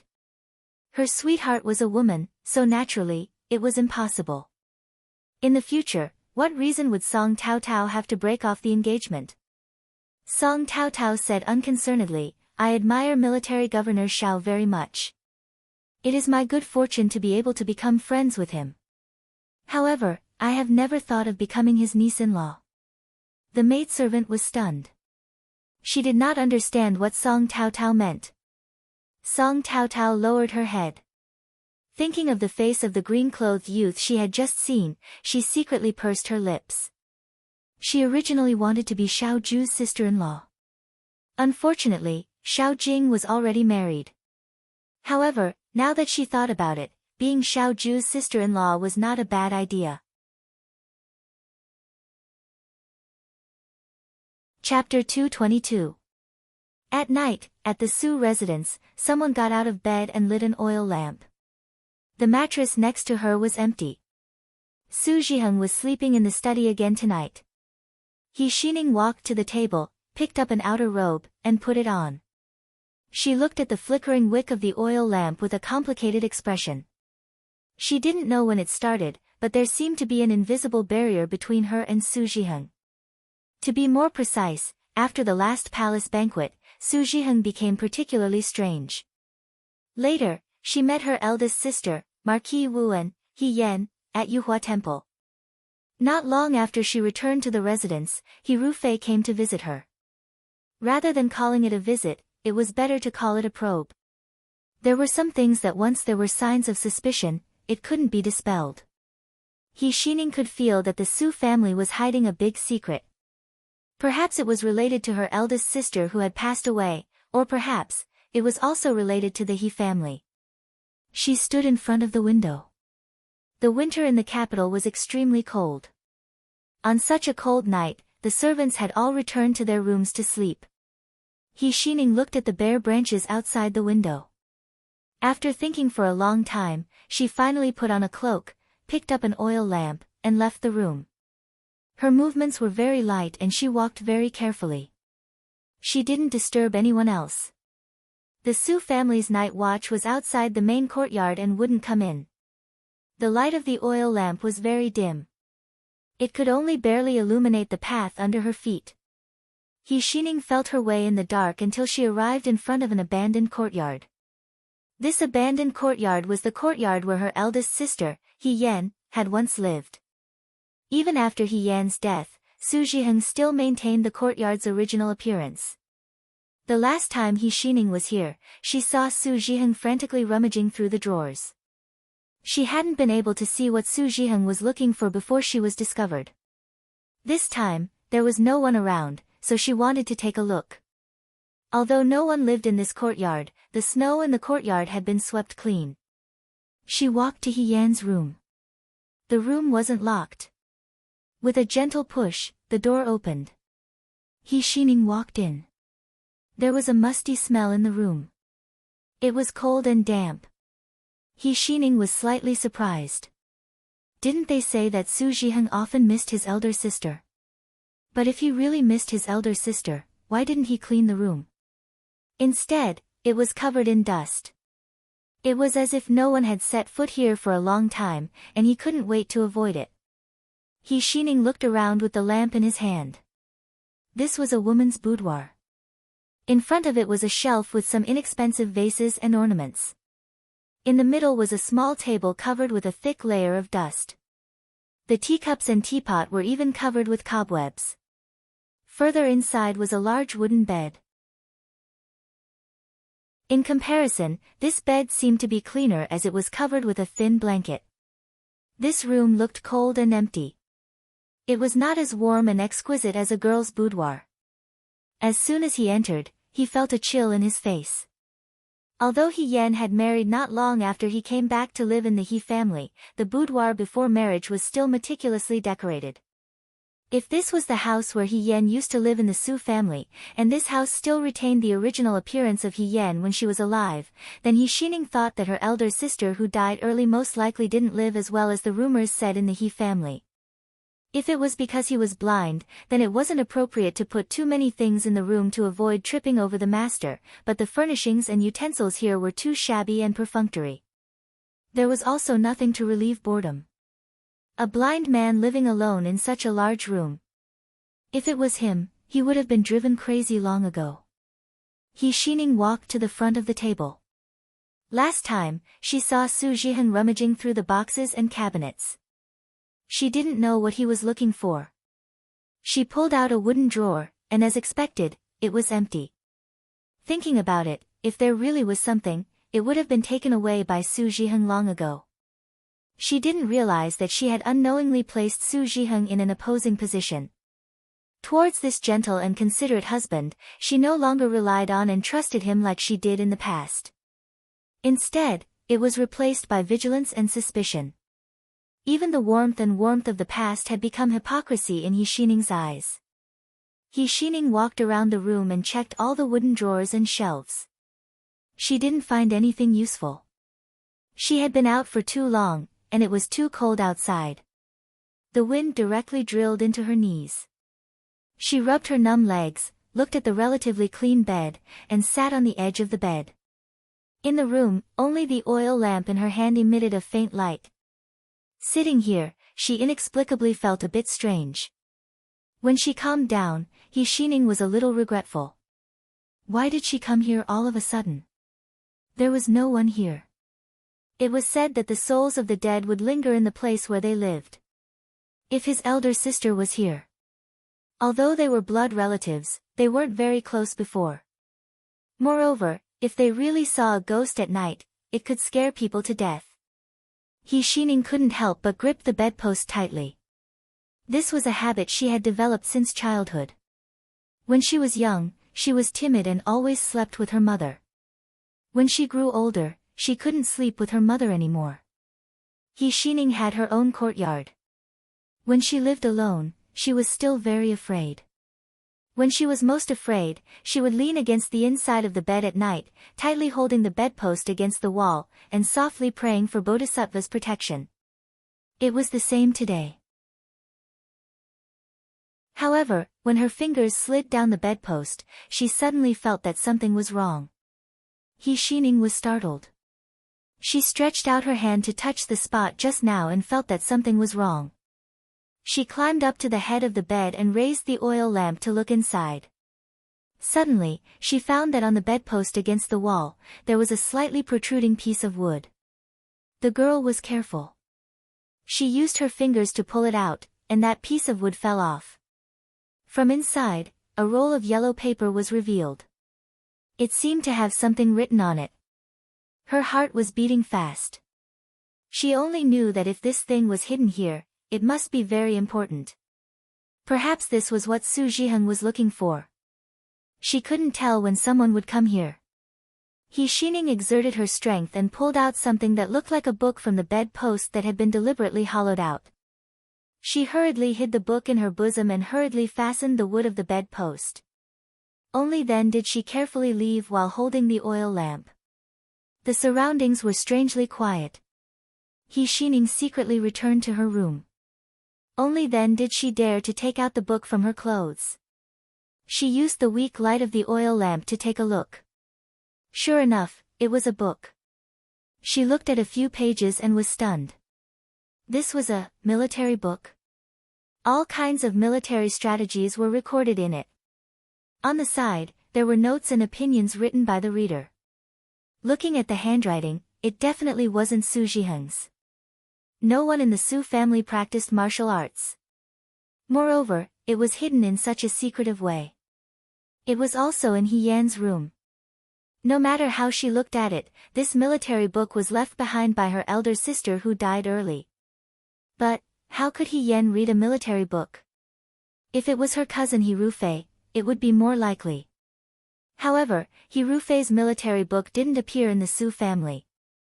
Why would they hide it so carefully? Shining held the military book in her hands. She couldn't understand what was going on. At this time, someone's voice suddenly sounded from outside. Shining was startled. She quickly blew out the oil lamp and hid the book in the lowest box under the table. She quickly walked to the bed and lay down. Just as she lay down, a maidservant knocked on the door. Eldest young mistress.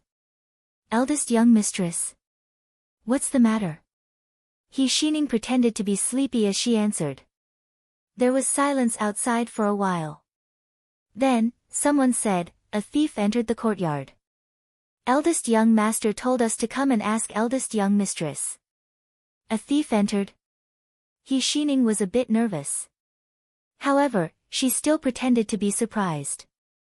She put on her outer clothes and opened the door for the maidservant.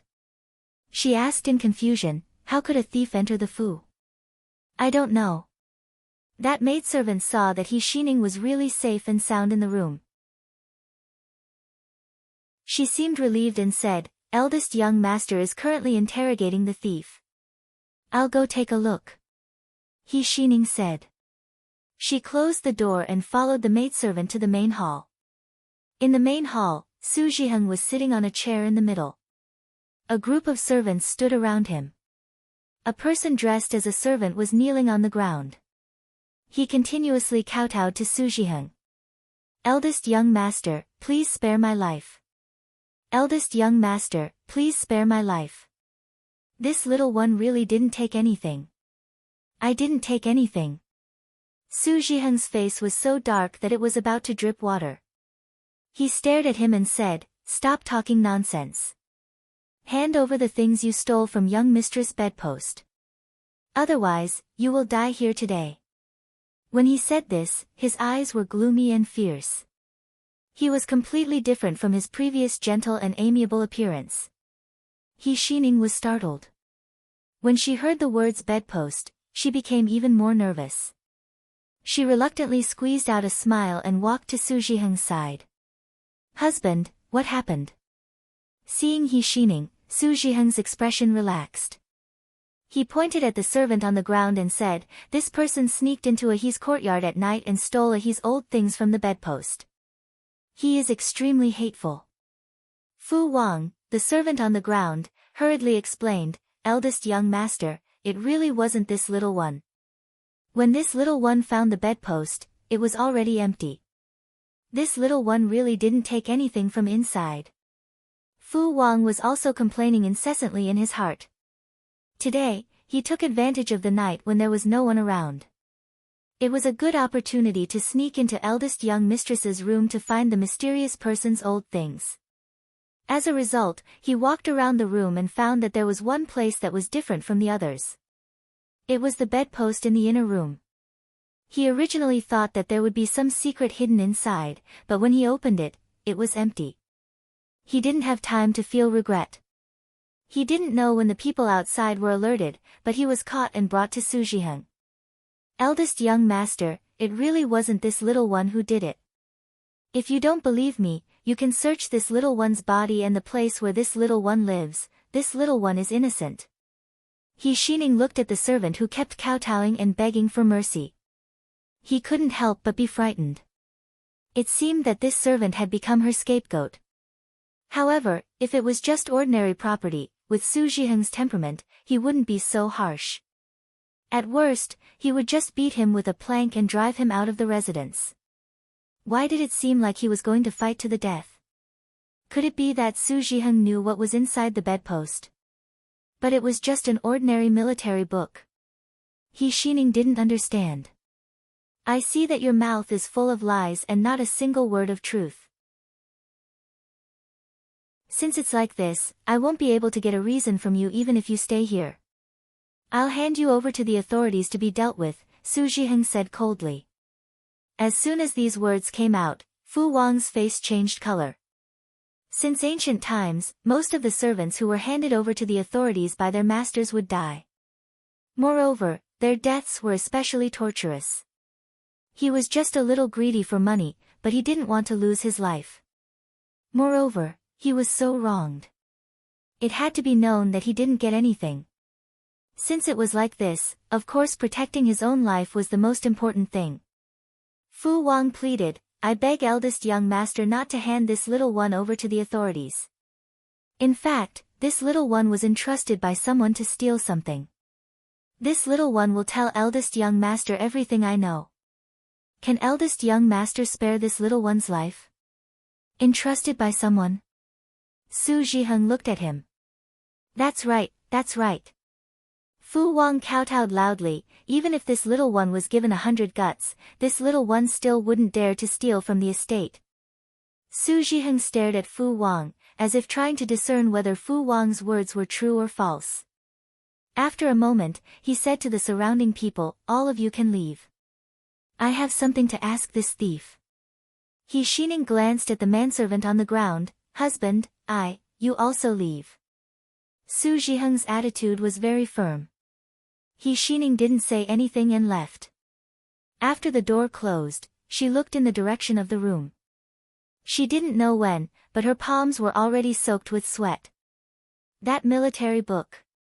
What exactly was going on? Inside the room, Su Zhiheng opened his mouth and asked, "Speak. Who told you to steal from the Su estate?" It's General He. You dare to lie to me?" Su Zhiheng was furious. Fu Wang was so frightened that he immediately knelt down. "This little one doesn't dare to lie to eldest young master. This little one's acquaintance said that their master was General He." Su Zhiheng's hands clenched into fists, and he suppressed his emotions as he said, "Why did He Rufei ask you to steal things? This little one also doesn't know." Fu Wang wiped the sweat from his forehead. "They gave this little one a sum of money, and this little one was momentarily blinded by greed. I thought that I was only going to steal a few things and inquire about a person. It wasn't anything outrageous, so I agreed." "Inquire about a person?" Su Zhiheng's eyes narrowed. "What exactly did they want you to do?" Fu Wang only hoped that he could get out alive. He didn't care about anything else and simply told him everything he knew. They wanted this little one to find some old things from eldest young mistress's life, as well as people related to eldest young mistress. When this little one entered the estate, eldest young mistress had already passed away. I really couldn't find her, so I just thought that maybe I could steal something. He was also very cunning. He only said that he was caught before he could do anything for the other party, and he didn't mention the matter of Mother Qin at all. Tonight, I snuck into eldest young mistress's room, but before I could find anything, I was discovered. But eldest young master, the things in the bedpost really weren't taken by this little one. When this little one found the bedpost, it was already empty." These words weren't false, but unfortunately, Su Zhiheng was still skeptical of him. "I beg eldest young master to spare this little one's life. This little one won't dare to do it again," he pleaded. Eldest young master Su, who had always been soft-hearted and easy to talk to, didn't answer today. Fu Wang gathered his courage and looked up. He saw that under the light of the lantern, the man's face was half bright and half dark. Half of his face looked like an ordinary person, but the other half looked like a malevolent demon. It was so twisted that it made people's hearts turn cold. After an unknown amount of time, just as Fu Wang felt that his little life was about to be lost, the people above spoke. Su Zhiheng said, "Since you said that General He asked you to do something, this eldest young master will spare your life. But..." His voice deepened, "The next time they ask you to meet, you need to tell them that you didn't find anything. Also, you can't tell anyone that I found you." Was he going to lie to He Rufei's people? Fu Wang's suspicions flashed through his mind. He quickly lowered his head and said with tears of gratitude, "Many thanks, eldest young master. This little one will definitely do a good job for eldest young master." Su Zhiheng looked at the servant kneeling and kowtowing at his feet and didn't say anything. He Rufei actually secretly sent people to investigate He Yan's old belongings. What was he trying to do? Was he trying to use this information to threaten him? Yes, a few days ago, there was a big fire in the Xianchang restaurant. Coincidentally or not, it just happened to burn He Rufei's childhood notebook. As soon as the news reached the Su family, Su Zhiheng guessed that He Rufei was behind it. It seemed that He Rufei wasn't as calm about the appearance of his cousin who had the same name as him. The He family had too many secrets that could be used against them. Madam He Rufei, He Yuansheng, and He Yuanliang. In comparison, the Su family had too few secrets that could be used against them. Even He Yan's death wasn't done by him. If the truth was revealed, Su Zhiheng could completely escape unscathed. Perhaps it was because of this that He Rufei felt uneasy. That was why he tried every possible means to get hold of He Yan's secret in the Su family. This way, as long as he could prove that he also knew about He Yan and He Rufei swapping identities, the Su family wouldn't be able to escape when the truth came to light one day. He Rufei was afraid. That was why he wanted to drag the Su family down with him at this time. Su Zhiheng's face darkened. Even though he knew about this matter from the beginning, he also understood that the He family and Su family were in the same boat. However, when this matter really happened right under his nose, he still felt displeased. In the past, when he was safe and sound, he naturally hoped that they could live well and enjoy glory together.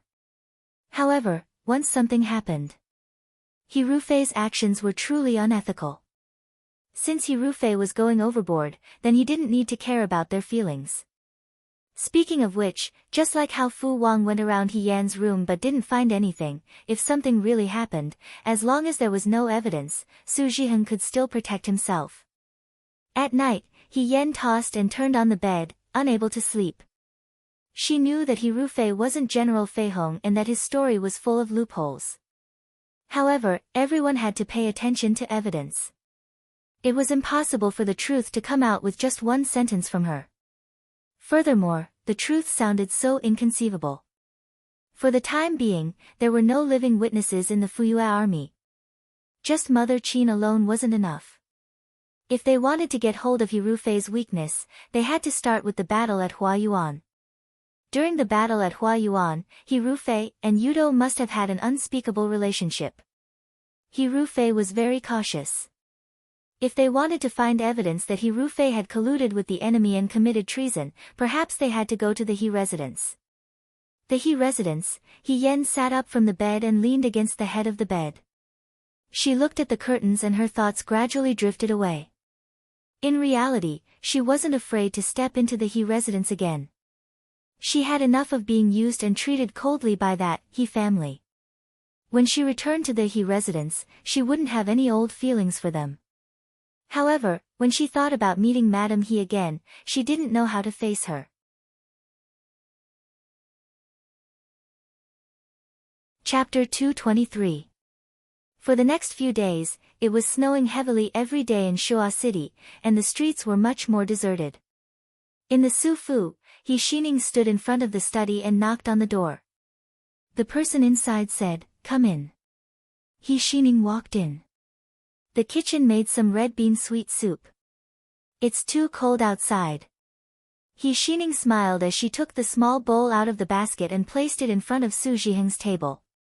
"Husband, drink some to warm up your body. Don't freeze."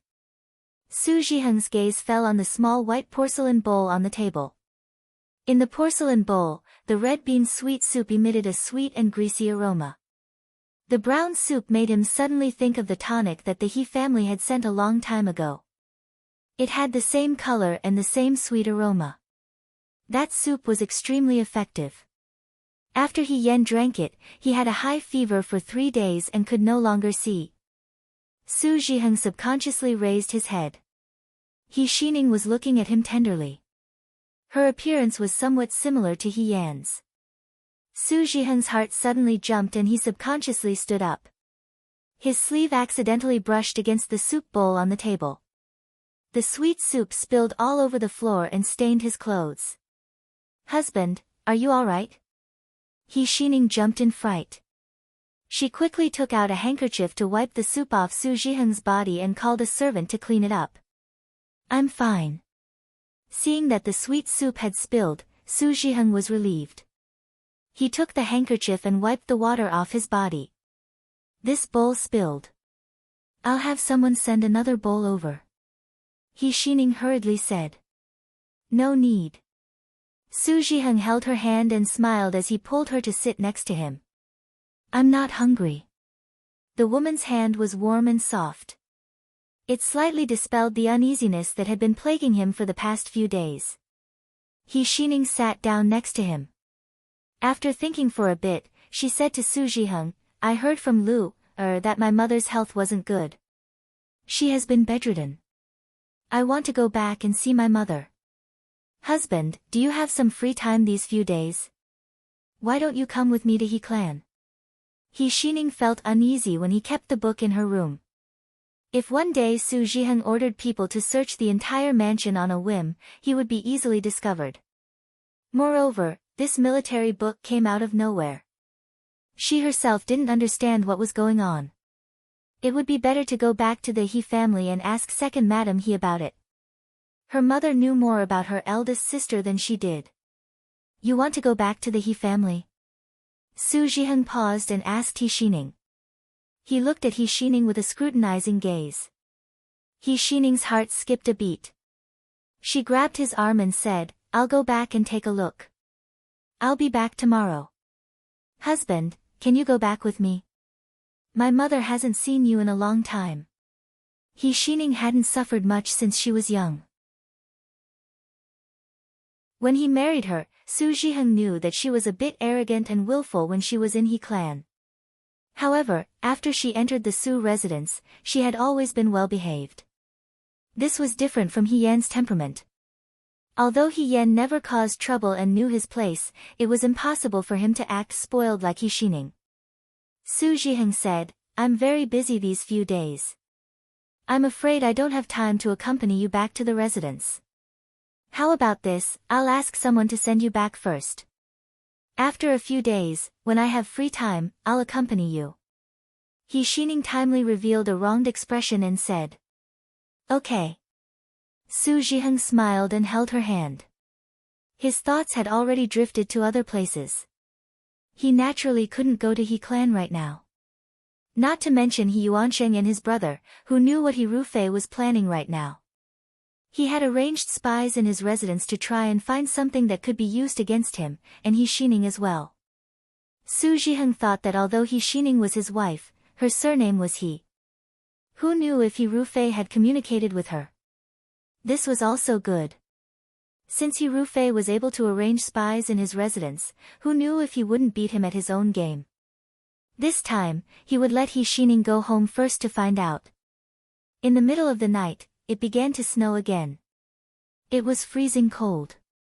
He Yan groped his way out of bed in the dark. The room was pitch black and she didn't even light an oil lamp. Fortunately, she had long been used to being blind. Even if she didn't light a lamp, she wouldn't fall down when she walked around the room.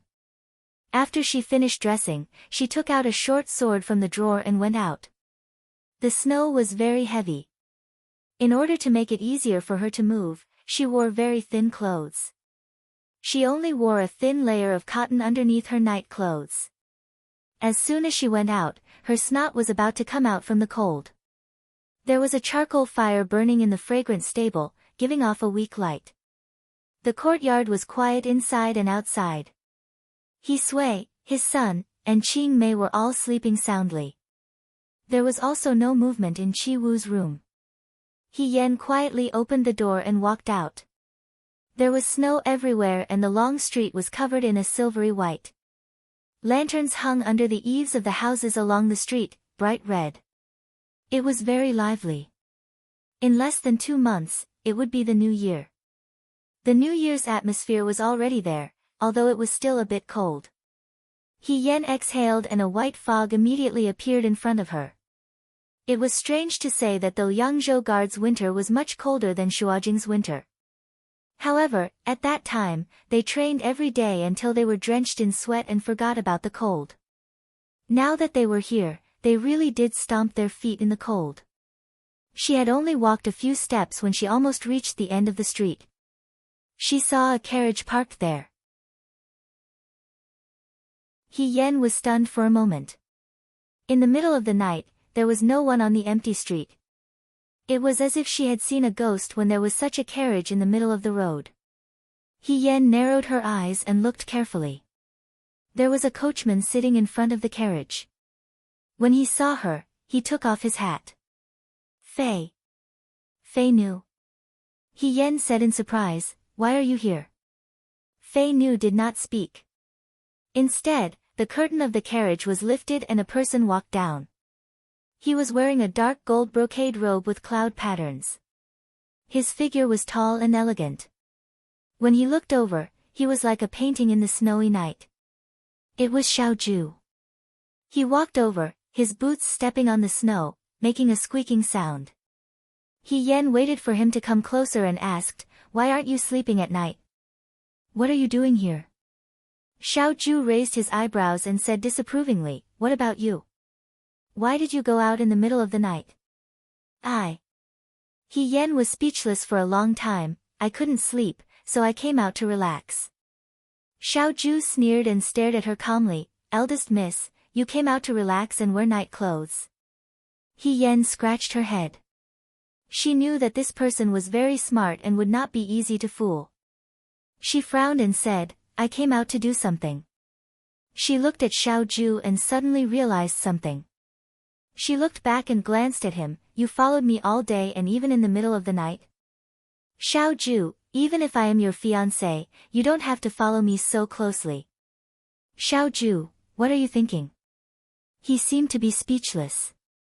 "You went out in the morning and bought a short sword from the blacksmith shop in the west of the city.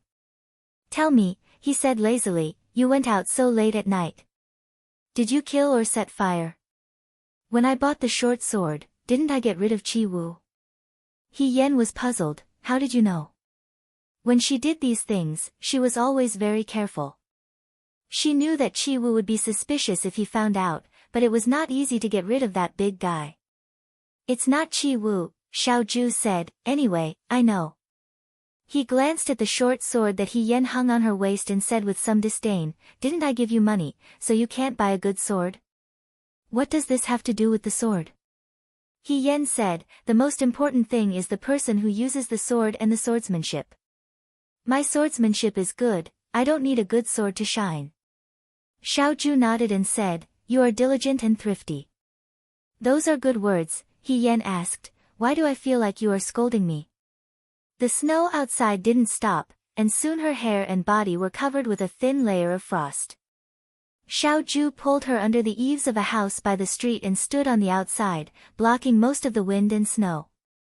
She only asked, "You haven't told me yet. It's so late, why did you bring a sword out?" Seeing that he could not hide it anymore, He Yen sighed and told the truth. "I was thinking that He Rufei must have some other relationship with the Yudo. He Rufei is a cautious person, so it's hard to find anything that can be used against him. I want to go to the He family to find other evidence. If I can find evidence that He Rufei is related to the Yudo, that would be the best." "The He family?" Xiaoju frowned slightly. "You plan to go alone?" "I was also a member of the He family in my previous life." He Yen leaned closer and whispered, "I am very familiar with the inside and outside of the He family. I also know secret passages that others don't know about. It's easy to sneak in. It's definitely not a problem for me to go alone." "No," Xiaoju interrupted her without thinking, "it's too dangerous." "No, what's so dangerous about it?" He Yen refuted, "I can fight against 10 of the He family's guards. At this time, they are already asleep. The room He Rufei is living in now is the room that I used to live in. I know all the secret compartments in the bookshelves and the hidden compartments in the wooden drawers. When I finish looking, I will leave immediately. It won't be a problem. I have ambushed tens of thousands of Yudo's camps at night. There's nothing to be afraid of about the He family. He Rufei is already suspicious of you and will definitely increase the number of guards in the residence. It's not a good time to go to the He family now. If we wait any longer, I'm afraid that all the evidence will be destroyed." Xiaoju's gaze fell on her body. After a moment, she said, I'll go with you. What? He Yen immediately refused. If you go with me, you will become a burden. I can escape easily by myself. It will be very inconvenient if you go with me. Then you don't have to go. Xiao Ju, He Yen was angry. Why are you being so unreasonable? This person was so stubborn. But if she quarreled with him here, the neighbors would be woken up and she wouldn't be able to escape. He Yen was in a deadlock with him for a long time. Finally, she gave in and gritted her teeth. All right, but I really didn't expect that second young master Xiao would be so clingy in private. Everyone says that second young master Xiao is cold and unapproachable. Same to you. Xiao Ju crossed her arms and looked at her. Lady, he has the habit of going to other people's residences in the middle of the night to relax. He leaned over slightly and looked down at He Yen. His tone was so indifferent that it made people gnash their teeth. I'm afraid that if something happens, the husband will pay for his wife's debts. This person probably never lost an argument with others. He Yen was also annoyed and said fiercely, forget it. If you want to go, then go. But I'll say it in advance. When we really go to the He family, don't regret it. Xiao Ju smiled and reached out to her waist. He Yen quickly protected the belt. What are you doing? He took a deep breath. What do you think I'm going to do? A man and a woman alone in the middle of the night. There are many things that can be done. He Yen whispered, then who knows what you're going to do? He Yen, Xiao Ju said calmly. I'm just joking. He Yen smiled fawningly. Your sword is too lousy. Change it to this one. He took off his sword and handed it to He Yen. Isn't this the autumn drinking sword? He Yen was stunned. Xiao Ju had already stuffed the autumn drinking sword into her hand. She knew that the autumn drinking sword was precious and wanted to return it to him. Why are you giving it to me? Xiao Ju looked at her and smiled. Change it to this one. I don't want other people to say that my Xiao family is poor and embarrassing me. What other people? He Yen quickly said. Pay, we're going to the He family today. We definitely won't alarm anyone. How can other people see us? Without waiting for He Yen to finish, Xiao Ju had already pulled out the short sword at her waist and walked forward. Take it. He Yen had no choice but to follow. Fei Nu stopped the carriage at the side of the road. The three of them left together and rushed towards the He family. The He family residence was located in the west of the city. The residence didn't look as elegant as the Su family residence, but it was still considered imposing. Fei Nu was waiting outside the residence. He Yen brought Xiao Ju to the backyard wall. When they reached a place, he stopped and said in a low voice, Here, this is my secret passage. Xiao Ju stared at the hole in front of him, which could barely allow one person to crawl through, and asked calmly, Your so-called secret passage is a dog hole. Shoo, He Yen put a finger to his lips, lower your voice. This dog hole isn't an ordinary dog hole. I dare say that no one in the He family knows about it. When I was young, I disguised myself as a man. However, I didn't have much strength. When I was with other boys, I was always worried that I would be exposed. My family was also afraid that I would be exposed too much outside and cause trouble, so they locked me up in the residence. Before I entered the Xian Changguan, every day before dawn, I would crawl out of this dog hole and climb to the capital's Donghuang mountain to help the monks carry water and chop firewood. In the beginning, the skin on my hands was very worn out. Later on, after calluses grew, I was able to practice martial arts with shirtu hanging from my wrist. The youths in the Xian Changguan are very powerful. If I hadn't secretly climbed the mountain to practice, I'm afraid that I would have been even more miserable in the Xian Changguan. Ah, her heart was moved. Could it be that at that time, I helped the monks in the temple too much work, so Buddha saw my sincerity and gave me a chance to live another life? No wonder everyone always says that we should build good karma. It's true, don't you think so? She turned to look at Xiao Ju. Xiao Ju pinched her forehead and said, So, what you mean is, you want me to crawl through the dog hole? Yes. He Yan said, I already said that you must come with me, so don't regret it. It's not like I didn't remind you. No. Xiao Ju slightly frowned and turned her head away, as if she was disgusted by it. I'll climb over the wall. Don't, there are traps everywhere in the He family's walls. He Rufei must have rearranged them. I also don't know where they are. If you trigger the traps, all our previous efforts will be wasted. He Yan looked at her, then why don't you be like Fei Nu and wait for me outside? I can go in by myself. No. Young master, please do me a favor, He Yan said helplessly. I can't do this, I can't do that, what do you want? Xiao Ju looked at the dog hole for a moment without any expression. Suddenly, she lifted the corner of her robe and half knelt down. She turned her head to He Yan and said, you go first. This time, He Yan was really shocked. You really want to crawl through? Hurry up. Xiao Ju couldn't bear it anymore. He Yan originally wanted to use the dog hole to make Xiao Ju back off. He didn't expect her to really crawl through it. For a moment, he was filled with emotions. Xiao Ju's sacrifice was really too big. If the soldiers of the Nine Flags Battalion knew that their commander-in-chief didn't sleep and crawled through a dog hole in the middle of the night, they would definitely kill her. However, He Yan didn't purposely make things difficult for her. This dog hole in the He family's house was dug by her personally. The He family didn't like to raise dogs. He Yan was the one who personally raised the stray dogs outside. This place was much safer than climbing over the wall as Xiao Ju had said. Then follow me. He Yan whispered, be gentle. She didn't mind crawling through the dog hole at all. After all, she had crawled through it since she was young. It had been a long time since she last crawled through it. She felt quite familiar with it. She moved her body and crawled in like a loach.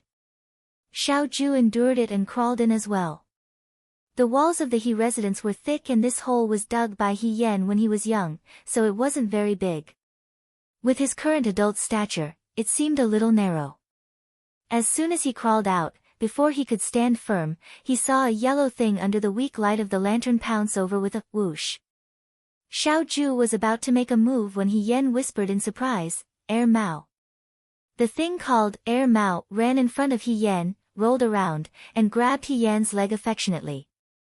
It was a yellow dog. Xiao Ju asked, what is this? It's my pet. He Yan whispered, I thought Air Mao would be chased out after I died. I didn't expect it to still be here.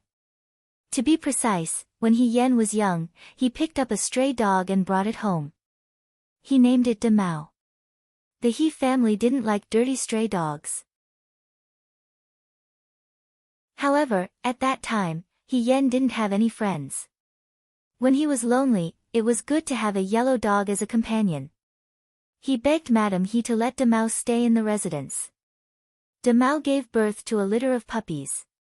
However, the weather was too cold. Other than Air Mao, none of them survived. The one that survived, Air Mao, was a mute. He Rufei removed all traces of He Yan. He Yan thought that he would never see Air Mao again. He didn't expect to see it again. However, Air Mao usually lived in the backyard and caught mice to eat.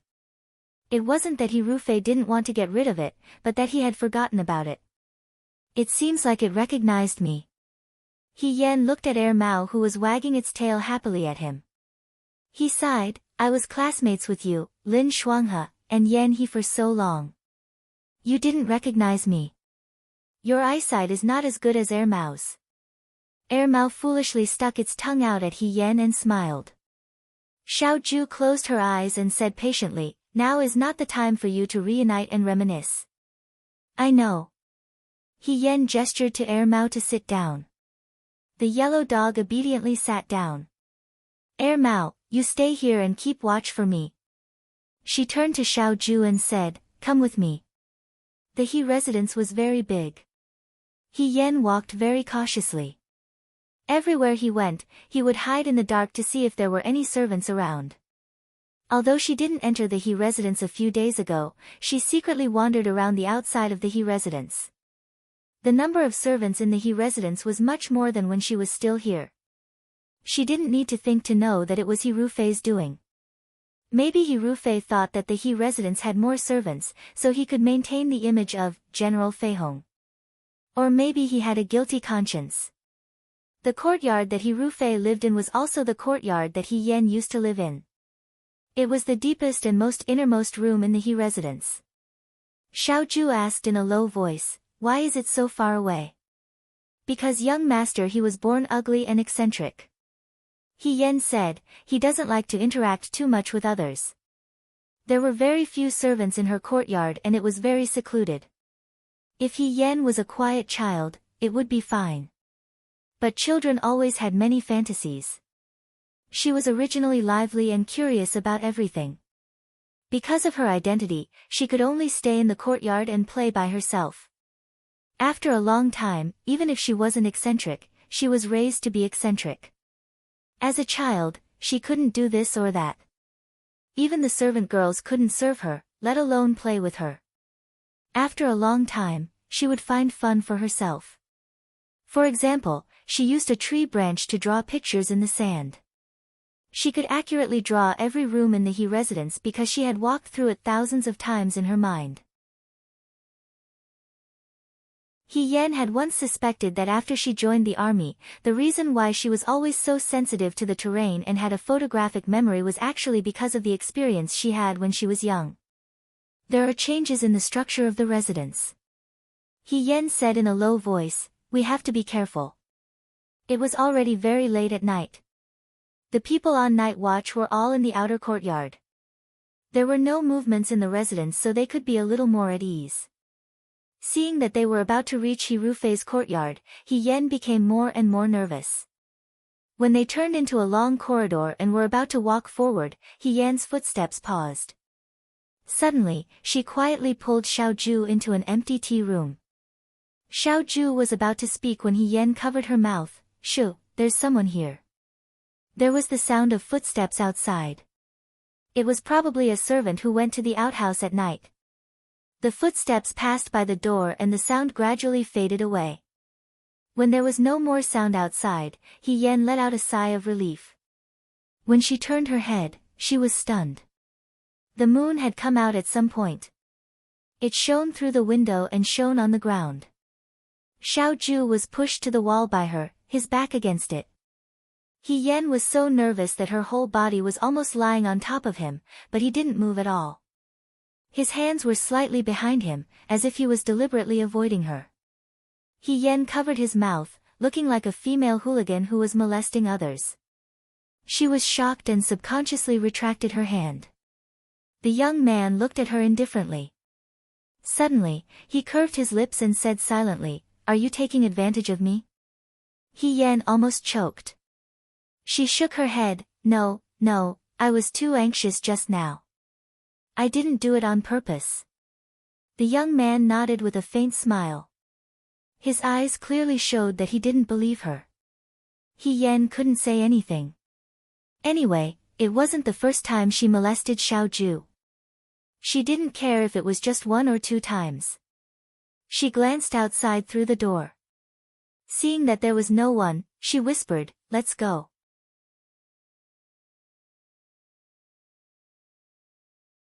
Chapter 224. Other than the servant who woke up in the middle of the night to use the toilet, the rest of the journey was smooth and they did not meet anyone else. He Yan carefully walked to the door of a room and whispered in Xiao Ju's ear, "This is He Rufei's study room." So this was He Yan's study room. But now it was He Rufei's study room. After walking around and finding no other hidden mechanisms, He Yan gently pushed the door open and walked in. This was the place where he lived, so he was very familiar with it. Xiao Ju followed him in. As soon as they entered, He Yan was surprised. The bookshelves were still the same as before, and the table was the same as before. But the decorations in the study room were many times more than before. There were all kinds of porcelain and antiques. It was completely different from when He Yan lived in the past. She guessed that He Rufei probably put all the things that His Majesty gave him in the study room. She did not know who he was showing them off to. The bookshelves were originally half filled with books, but now they were full. In the middle of the wall, there was a sword hanging. The blade of the sword was green and the scabbard had a bit of green color. It was Qinglang. She was stunned for a moment, and her eyes unconsciously focused on the Qinglang sword. She wanted to reach out for the sword, but when her fingers were about to touch the blade, she retracted her hand. Xiaoju asked, "What's wrong?" He Yan shook his head, "Now is not the time." Even if she could steal the Qinglang sword back tonight, He Rufei would definitely report it to the officials tomorrow. The sword in her hand would become a stolen property, and she would not be able to show it in public. Wouldn't this be an insult to the Qinglang sword? So, now is not the time. He Yan thought for a moment, got up and walked to the bookshelf. He squatted down and half of his body was on the ground. He reached into the innermost part of the bookshelf and felt around. When he touched a familiar bulge, the hidden compartment made a slight click sound. It was actually an empty compartment. He Yan took out a small palm-sized box from the compartment. Xiaoju asked, "What is this?" "Exquisite box." He Yan replied in a low voice, "Back then, His Majesty gave me a reward. This is the only one in the world. After I left, I gave it to He Rufei. I don't think he was willing to throw it away." The hidden compartment on the bookshelf was made by He Yan in the past. This exquisite box was also very precious. Before she married into the Su family, she couldn't take these things with her, so she gave them all to He Rufei. The jewel box was very suitable for storing secret scrolls. Even the most outstanding craftsman in the world would not be able to open it. Only the person who had set up the opening method for the jewel box would know how to open it. Moreover, the way to solve the problem could only be set up once. With He Rufei's temperament, he wouldn't throw away such a precious item. What's more, from He Rufei's point of view, He Yan was already dead, and he was the only one in the world who knew how to open the exquisite box, so of course he was happy and relaxed. However, he did not expect that He Yan would come back from the dead. This time, it was actually more convenient for him to do things. "I don't know what he put inside," He Yan said in his heart. He picked up the exquisite box, and according to his memory, he gently turned the lock on the blind man's door. In just a moment, with a "pa" sound, the lid of the exquisite box opened. The two of them looked into the box. In He Erfuren's room, He Xining and He Erfuren sat at the head of the bed. In her hand, she was still holding the military book that she stole from He Yan's old residence. She asked, "Mother, what is this? Did my sister leave it behind? Why did she keep this?" Her voice was very low. In the room, there was only a small oil lamp at the head of the bed. The servant girls were all chased out of the room. He Xining only knew that she hadn't seen her mother for a long time, and wanted to sleep with her at night so that she could take care of her. Now, she didn't dare to trust anyone, and didn't dare to keep anyone by her side, especially the people who were brought out by the Su family. He Erfuren stared blankly at the military book in her hand. There were traces of tears in her eyes, but she didn't say anything. He Xining felt that her mother must know something, and her heart became even more anxious. "Mother, why aren't you saying anything? Are you hiding something from me? I always feel that Su Zhiheng is strange." "Elder sister." She wanted to say that perhaps He Yan's death wasn't as the rumors said, but when she saw He Erfuren, she swallowed the words that were about to come out of her mouth. If He Yan's death was really not simple, He Erfuren would be even more sad when she found out. Right now, her mother's health was not good, so she couldn't make things worse. Don't worry about these things." After a long time, He Erfuren opened her mouth. Her voice was particularly tired. "You just need to live your life well." "How can I live my life well? I don't want to die like my elder sister without knowing why." He Xining blurted out. As soon as the words came out of her mouth, she regretted it. He Erfuren's face turned pale and she coughed twice. He Xining quickly picked up the handkerchief next to her and wiped her mouth. When the handkerchief fell down, it was splashed with blood, which looked shocking. He Xining was shocked and said in a panic, "Mother, why are you so sick?" When she came, she already knew that He Furen had been bedridden for many days, but the He family only said that it was a common cold and that she would be fine after resting at home for a few days. But now it seemed that it was much more serious. "Father, didn't you find a doctor? What the hell is going on?" He Xining was anxious and wanted to get out of bed. "I'll ask someone to bring an invitation to invite a doctor." "Don't go. Madam." He grabbed her hand. She looked like a weak woman, but when she grabbed her hand, she was particularly strong, as if she wanted to use up all her strength. "Mother, this is an old problem. It doesn't matter. It's okay." He Xining was about to cry. "Mother, why won't you tell me anything? I feel that there's something in the house that's hiding from me, but I don't know anything." Before she got married, she was carefree and naive. When her eldest sister passed away and she married Su Zhiheng, she made a fuss for a period of time. But soon, she was moved by Su Zhiheng's gentleness and thoughtfulness. As a girl who had never experienced the dangers of the world, she naively thought that she could be protected for the rest of her life.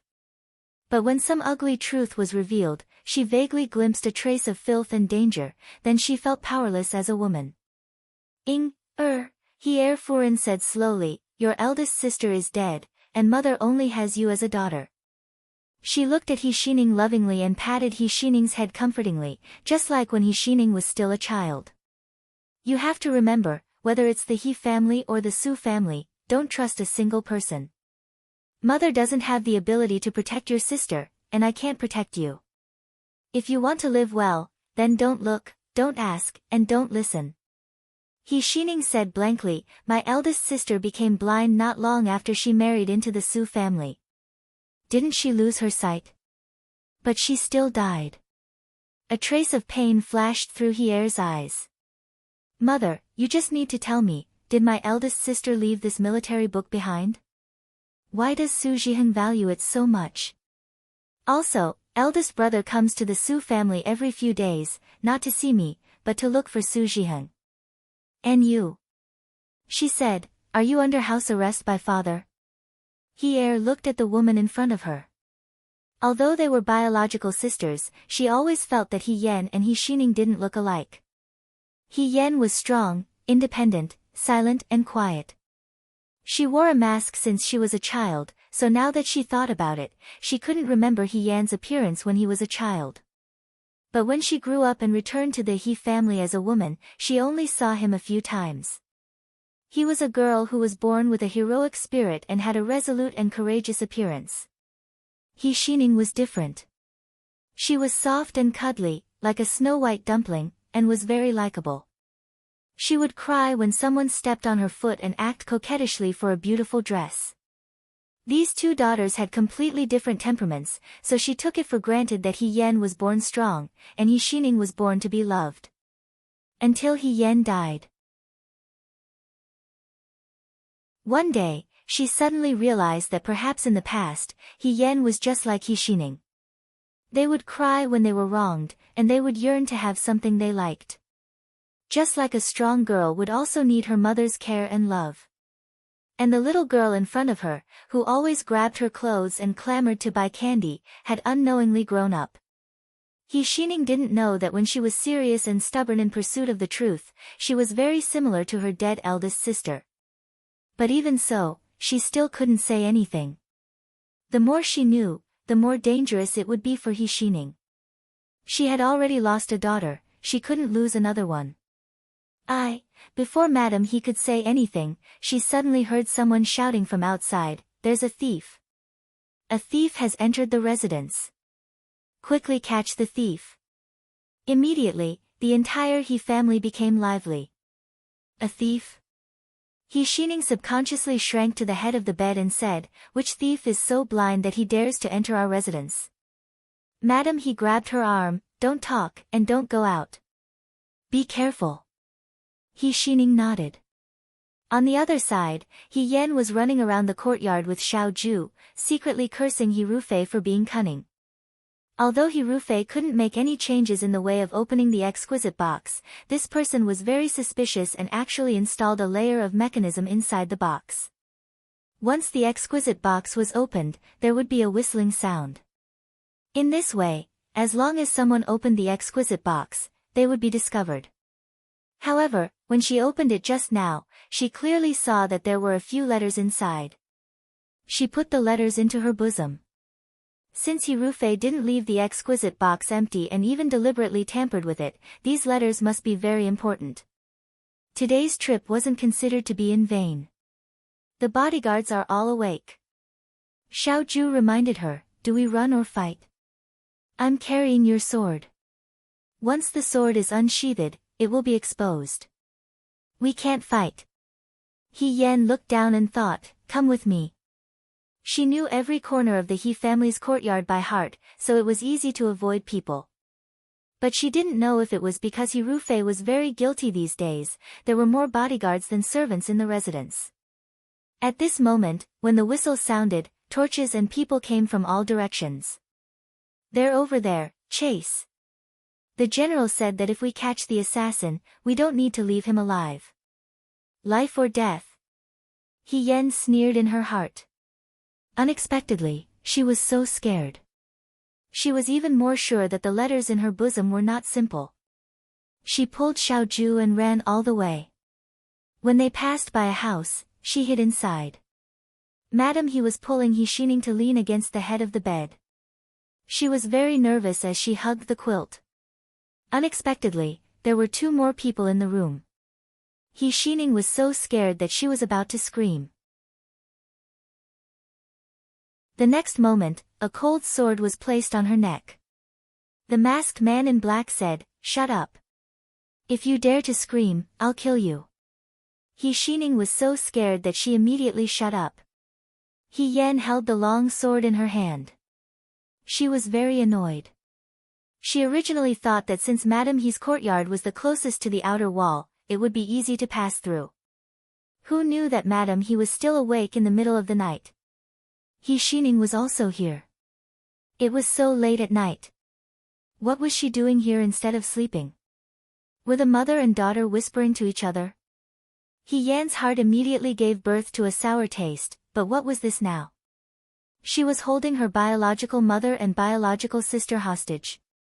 Perhaps the commotion inside had spread to the outside, as a maidservant outside asked, "Second madam? Did something happen to second madam?" He Yan's heart skipped a beat. Before she could threaten her, Madam He had already spoken. Her tone was normal, "It's nothing. It's just a little cough."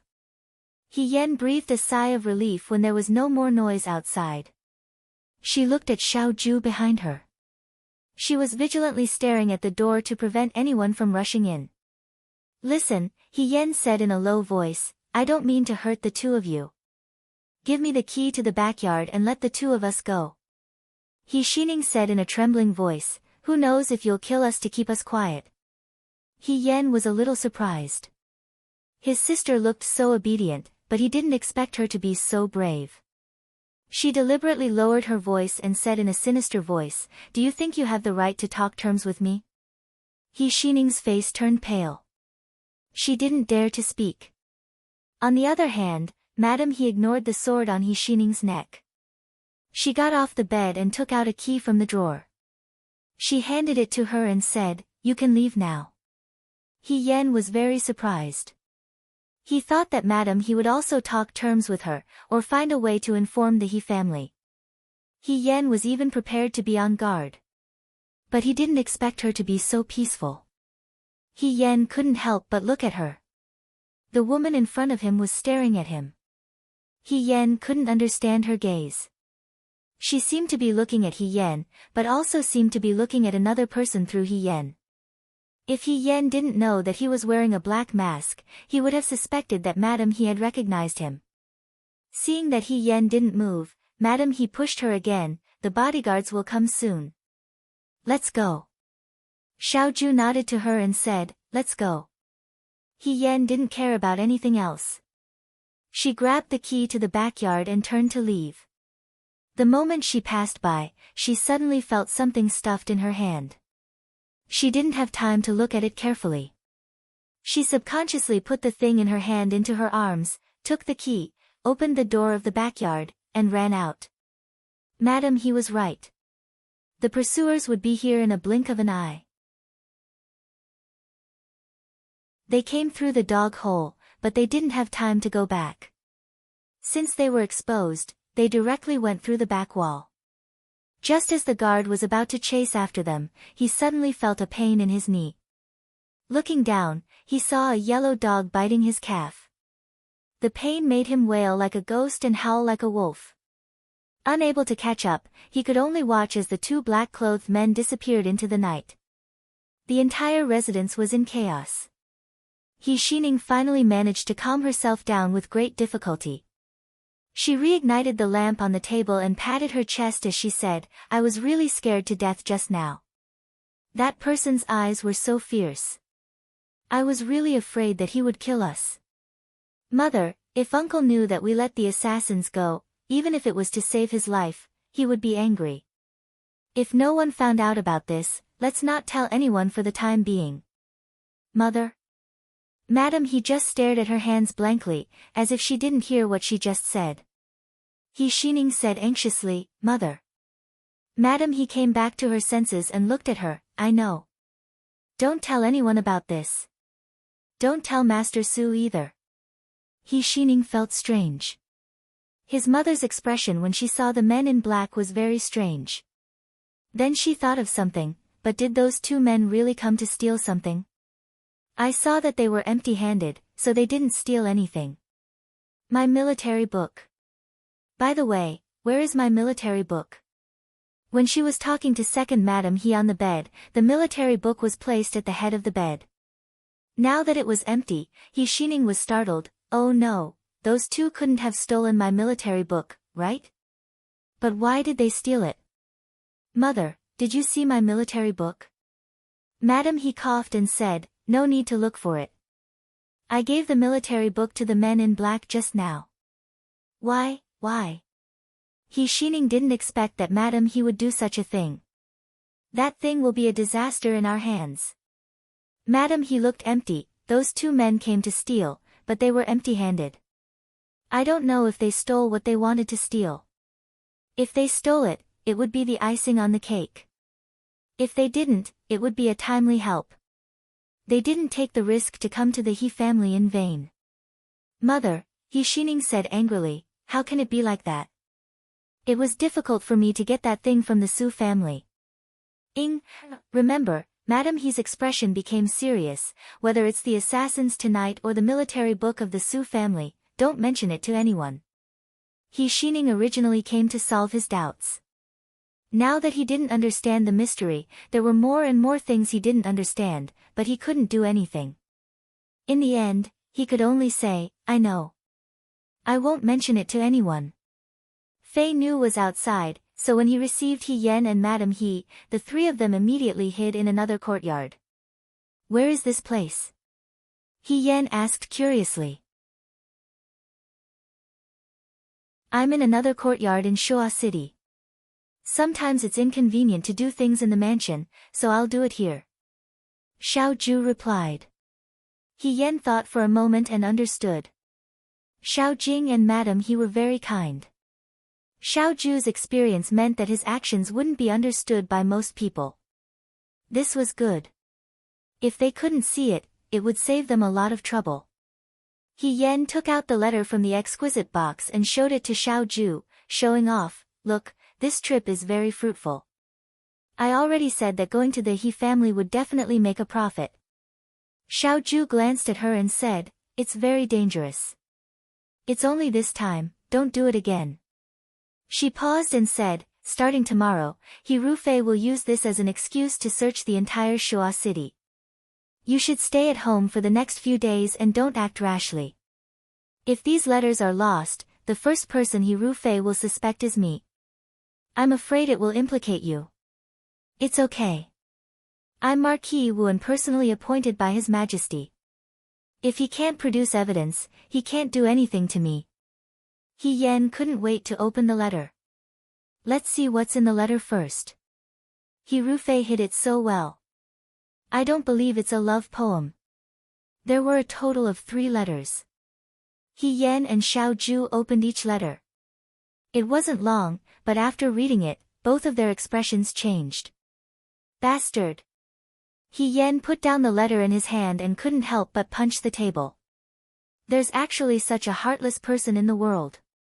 Of the 3 letters, 2 were for Yuto and 1 was for Su Jingfu. Although He Yan guessed that Hirufei might have a relationship with Su Jingfu when he saw Hirufei's servant Ding Yi in Liangzhou City, he didn't have any evidence. The letter in front of him clearly stated in black and white that this was indeed the case. Hirufei really did make a deal with the Yudo after the battle in Huayuan. Hirufei gave the Fuyue army's military intelligence to the Yudo and purposely won a bitter victory. The price was to establish a relationship with Prime Minister Su and express his sincerity in cooperating with Su Jingfu. He would also advocate for peace when the Yudo emissary came to the capital to ask for peace and facilitate the Yudo to open a market in Dawei. Hirufei's greatest fear was that his identity would be exposed and that the world would find out that he was different from the General Feihong of the past. But in order to hide his identity, he actually colluded with the enemy and betrayed the country. He didn't care about the lives of the people of Dawei. Xiao Ju looked at the letter in her hand. It was troublesome for Hirufei to establish a relationship with Su Jingfu. Su Jingfu was the most powerful person among the civil officials. Most of the civil officials were in favor of peace and only a few generals were in favor of war. However, General Feihong had always had a good reputation among the generals. If Hirufei was in favor of peace, the generals who were in favor of war would be few and far between. He Yan took a deep breath. Once such a shameless person enters the officialdom, he becomes even worse. He just has to use my name. It's really disgusting. Don't worry, Xiao Ju said calmly, I'll take care of everything. He Yan suddenly remembered that when she left the He estate, Madam He stuffed something into her hand. But at that time, the situation was critical and she didn't have time to take a closer look. She just put it in her pocket. Now that she finally had time, she took it out of her pocket. It was a book. The pages were wrinkled and yellowed from being used for a long time. The corners of the book were all curled up. This book had probably been read many times, and the pages were very thin. As soon as He Yan opened it, he was stunned. Xiao Ju stood behind her, her gaze also falling on the book. This is my military book. He Yan muttered. She lowered her head and flipped through a few pages. Yes, it was her handwriting. Ever since she joined the army in her previous life, she had read many military books. She read the most precious books repeatedly and wrote her own notes and notes at the side. Later, when she got married, everything related to General Feihong had to be abandoned. She couldn't take her sword, her war horse, and her trusted subordinates. In the end, He Yan secretly hid a military book in her dowry box and brought it to the Su estate. In front of others, she was dignified and gentle. She was no different from an ordinary woman. But in private, she missed the days when she was free on the battlefield. Every time her fingers touched the book, she would think of her comrades who had gone through fire and water with her in the army camp. She hid this military book under the bedpost where she slept. Now, she found it again.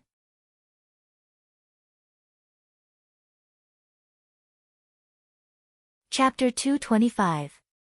The military book was still the same as before, and it reminded He Yan of the time when she had just married into the He family. But after she became blind, she never took the military book out again. She thought that the book was either never found or burned by Su Jiheng. She didn't expect that it would return to her. But how did the book end up in the hands of He family's second wife? What do you think my mother means by giving me this book? He Yan looked at Xiao Ju. Could it be that she recognized me? Without waiting for Xiao Ju to speak, He Yan immediately shook her head in denial. That's impossible. Even in my previous life, the number of times I met her could be counted on one hand. What I looked like, my mother probably doesn't even remember clearly, let alone mention it now.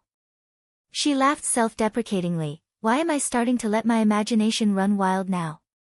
But when she recalled the moment when He family's second wife stuffed the military book into her hands, she vaguely caught a hint of longing and reluctance in her eyes. How was that possible? He family's second wife had another daughter. Compared to her, He Xining had been with her since she was a child, and she was the real pearl in her mother's palm. Unlike her, she had never even called her mother. He Yan always thought that when facing the He family, her heart was as hard as iron. But when she rushed into He family's second wife's room, she saw He Xining and her mother sleeping on the same bed. Even after she got married, she could still talk to her mother intimately at night. It turned out that she was jealous. Thinking about it carefully, in her previous life, her family had always been very weak. Her parents were like that, and her husband was like that.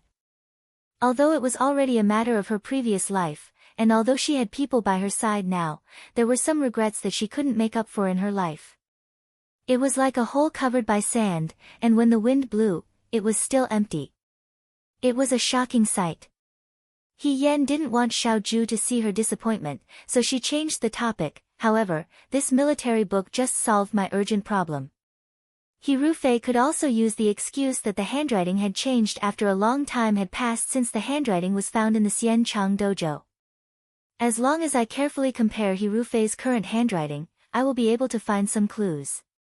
Moreover, it just so happens that it is a military book. Heaven is helping me. Xiao Ju nodded. The correspondence with Yudo will come in handy when the time is right. He Rufei must have kept these letters because he was afraid that Yudo and Su Xiang would burn the bridge after crossing the river, so he deliberately hid them in the exquisite box just in case. He Yan pondered. I really don't know if I should call him cunning or stupid. It was precisely because of his paranoia that his weakness fell into the hands of others. It's not safe for me to keep this. He Yan thought for a while and said to Xiao Ju, you should keep it. No matter how daring He Rufei is, he won't dare to go to Xiao family and behave atrociously. She raised her head and looked at the sky. It won't be long before dawn. Today, she was delayed for a whole night. I have to go back. When dawn comes, He Rufei will send people to search the entire Shuo capital. I'm afraid that something will happen. I'll send you back. He Yan nodded. Although she tried to pretend as usual, the matter of Madame He still weighed heavily on her heart. Although at that time, no one knew that she wanted to force Madame He to open the door for her, but who knew if He Rufei would suspect Madame He? Even if she was from the He family. He Rufei was so cruel and merciless to her.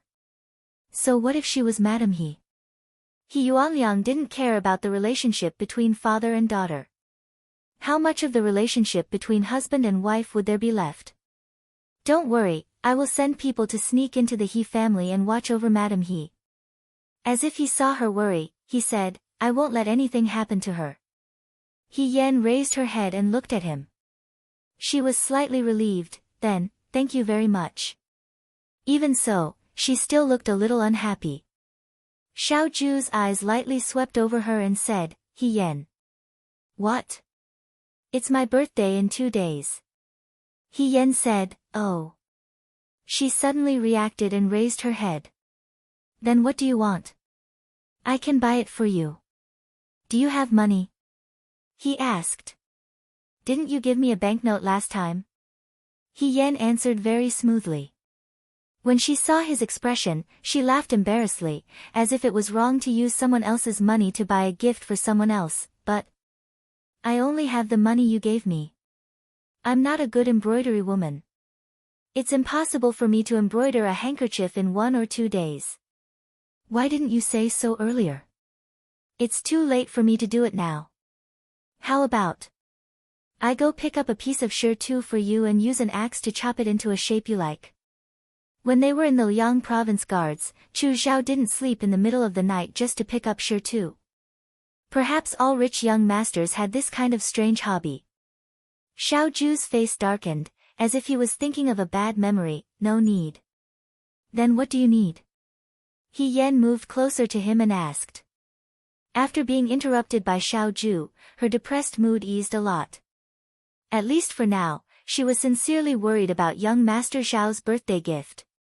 I want to go to the night market. Xiao Ju glanced at her. Take the banknotes with you. If I like something, buy it for me. Now He Yan understood. Second young Master Xiao wanted to enjoy the feeling of being pampered. But this kind of thing was usually done by men accompanying women to the night market, buying flowers, jade, pearls and hairpins for the women. Why was it reversed when it came to Xiao Ju? I didn't expect you to have this kind of weird hobby, He Yan muttered behind her back. What did you say? Xiao Ju raised an eyebrow. He Yan turned around and answered with a smile, I said, since it's our young master's birthday wish, even if we have to climb a mountain of swords or dive into a sea of fire, we will fulfill it for you. Isn't it just going to the night market? I'll take all the banknotes with me and buy you whatever you want. How about it?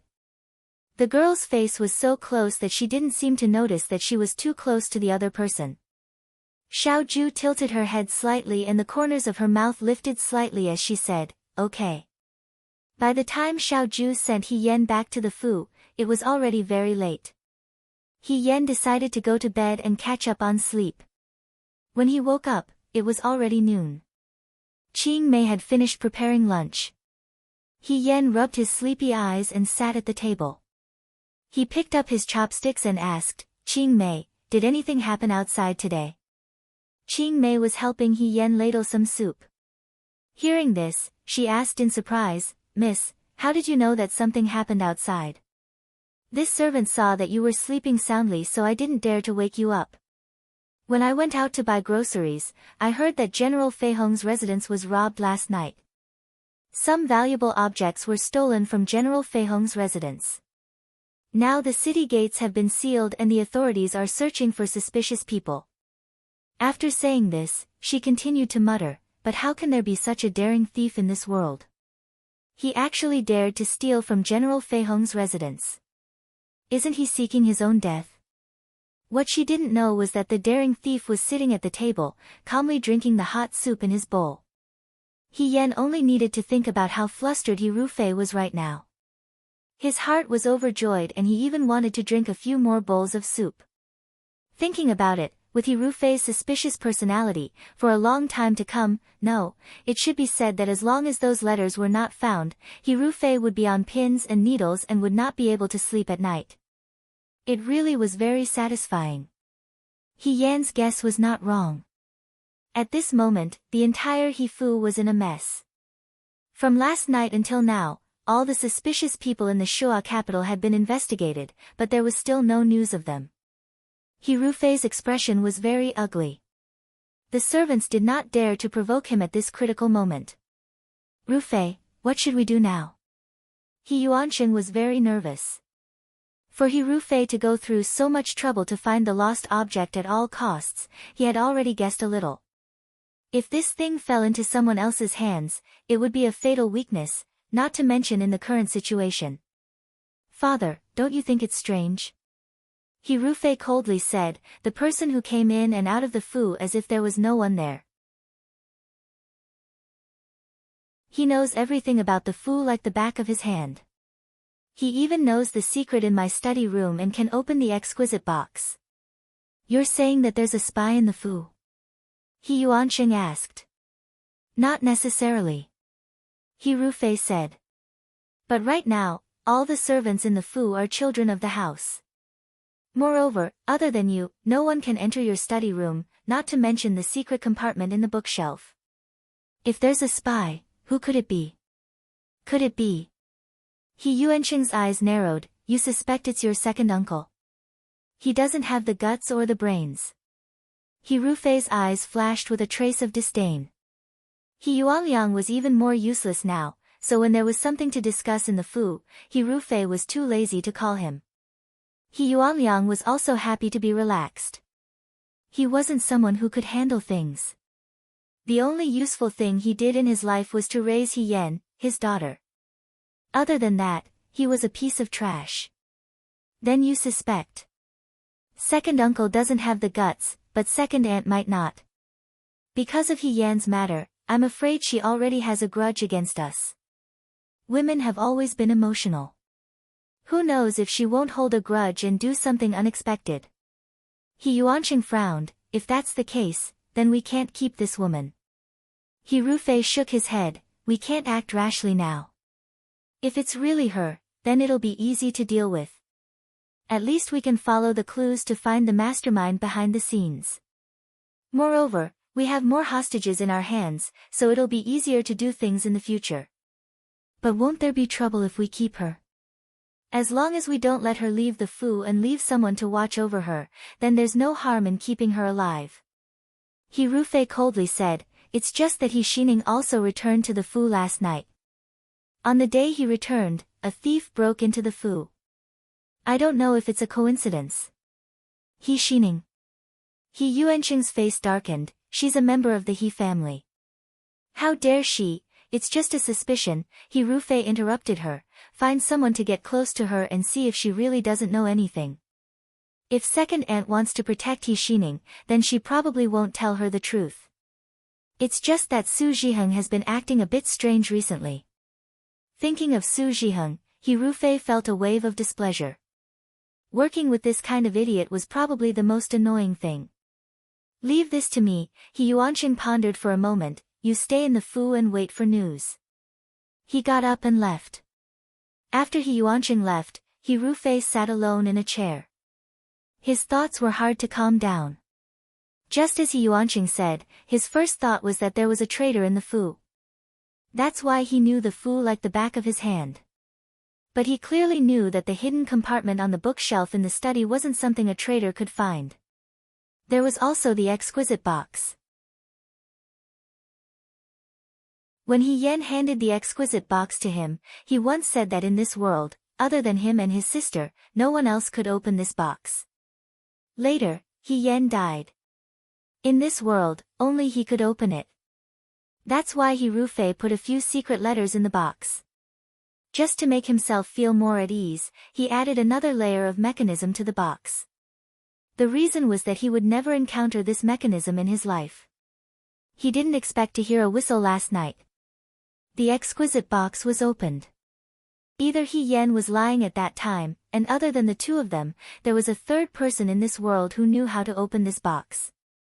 Or, Su Zhiheng's terrified expression floated in front of his eyes. His voice was filled with indescribable panic. It's He Yan. She's back, she's back. Pa! He Rufei suddenly swept the teacup on the table to the ground. He stood up and looked at the long sword on the wall. The sword was green and serene, emitting a faint luster. The corner of his mouth twitched. She's back, he wasn't afraid. The next day, the news of a thief in General Feihong's Fu spread like wildfire. But no one was able to find the thief. The entire Shuajing city was in chaos. He Yan had a rare day of relaxation. He only drank tea and slept at home. Qing Mei was a little surprised. 2 days later, the sky turned dark early. There was no snow outside, and it was a rare sunny night. After He Yan finished washing up, he planned to go out with Xiao Ju. Previously, after visiting the Aichi estate that night, Xiao Ju had told her that today was his birthday and wanted He Yan to accompany him to the night market. They agreed to meet at the entrance of the house. He Yan estimated that it was getting late and should be going out. Qing Mei picked out a silver-red embroidered shirt for her and a smoky silk brocade dress of the same color for her.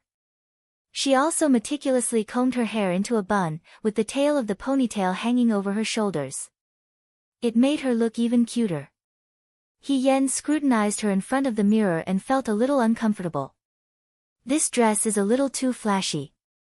Today is Xiao Ju's birthday, not mine. Why is there a need to be so grand? Qing Mei put a pair of coral earrings on her ears and smiled. But miss, you're going to the night market with Military Governor Xiao. There are so many people at the night market, they'll definitely recognize the two of you. Of course it has to be grand. After all, you're going out to show off. He Yan stopped her from continuing to insert hairpins into his hair. Alright, that's fine. I think it's about time. I'll leave first. After saying this, she went to take the rabbit fur cloak that was placed on top of the trunk. This cloak was originally from Lady He's trunk. Among all of her clothes, this was the only one that looked a little plain. Lady He probably didn't like this cloak, so it was placed under the trunk. However, this was the warmest cloak that He Yen could find. Speaking of which, when he first woke up, He Yen saw that eldest Mrs. body was so weak that a gust of wind could blow her over. However, her trunk was filled with clothes that were as thin as cicadas' wings.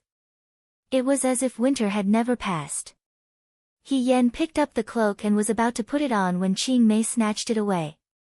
"What are you doing?" She was puzzled.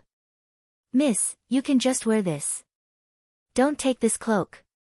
Qing Mei looked at the rabbit fur cloak in her hand. "This one is very old.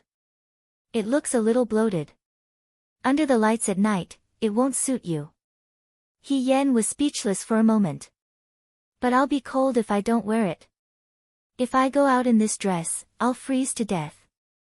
I can't disregard my body just to look good, right?" However, Qing Mei, who was usually easy to talk to, was very persistent today. "No, Mississippi. Between looking good and being cold, of course looking good is more important. Moreover, if you wear warm clothes, what will Military Governor Xiao do?" "What do you mean?" "Think about it." Qing Mei patiently guided him. "Didn't the two of you go to the night market? Military Governor Xiao will definitely wear an outer garment. Miss, the colder you are, the more delicate you look and need someone to take care of you. When Military Governor Xiao sees this, his heart will ache and he will take off his outer garment for you to wear. It will definitely be beneficial for your relationship." When He Yen heard this, he said in disbelief, "What kind of fallacious reasoning is this? If he gives me his outer garment, won't he also be cold? So one of us will have to freeze to death. What kind of hatred and resentment does he have? How can this be called fallacious reasoning?" Qing Mei spoke with conviction. "Most men in the world will take pity on weak and delicate women. Miss, if you do everything yourself, how will Military Governor Xiao realize that you need to be taken care of?" "You don't believe me. This is what bodyguard Chi Wu told me personally. Since he is a man and is also the Military Governor Xiao's personal attendant, he must know the Military Governor Xiao very well. Just do as he says, you won't go wrong." He Yen, was Chi Wu crazy? Why did he spend all day thinking about this instead of doing other things? Qing Mei, a good girl, had been led astray. Was Xiao Ju the kind of person who would take pity on women? Back when he was hunting in the mountains, many young women came to watch in thin clothes. There were at least 8, if not 10, girls who pounced on Xiao Ju. He also didn't see Xiao Ju giving his mink coat to anyone. That's all nonsense. Nonsense. Qing Mei pushed He Yen towards the door. "In any case, miss, you can't wear this rabbit fur cloak today. Just listen to this servant this time." With a bang, the door was closed, almost hitting He Yen's nose. He Yen didn't know whether to laugh or cry at the door. However, it was getting late. If He Yunxing came back from school and found out that He Yen went out with Xiao Ju in the middle of the night, there would be a lot of noise. He Yen thought about it and decided that it was fine. Her body had withstood the wind and rain of the Liang province guards. She was also very sturdy and wouldn't fall from a single gust of wind. In this way, she should be fine for the night. Thinking of this, he stepped out of the door. Coincidentally, as soon as he stepped out of the door, a carriage stopped in front of the door. Fei Nu was already very good at being the coachman. Xiao Ju stepped out of the carriage. Today, he was wearing a dark blue embroidered python robe with a black fox fur cloak and a sandalwood hairpin. His ink-black hair hung down to his shoulders, making him look especially elegant and beautiful. When he looked over, the light from the lanterns made his nose bridge very straight, his thin lips distinct, and his eyes were as moving as autumn waters. He Yen swallowed his saliva. In fact, with his looks, if he stood here with Xiao Ju, he was afraid that he wouldn't be the one who would be protective of the fairer sex. Qing Mei was worrying too much.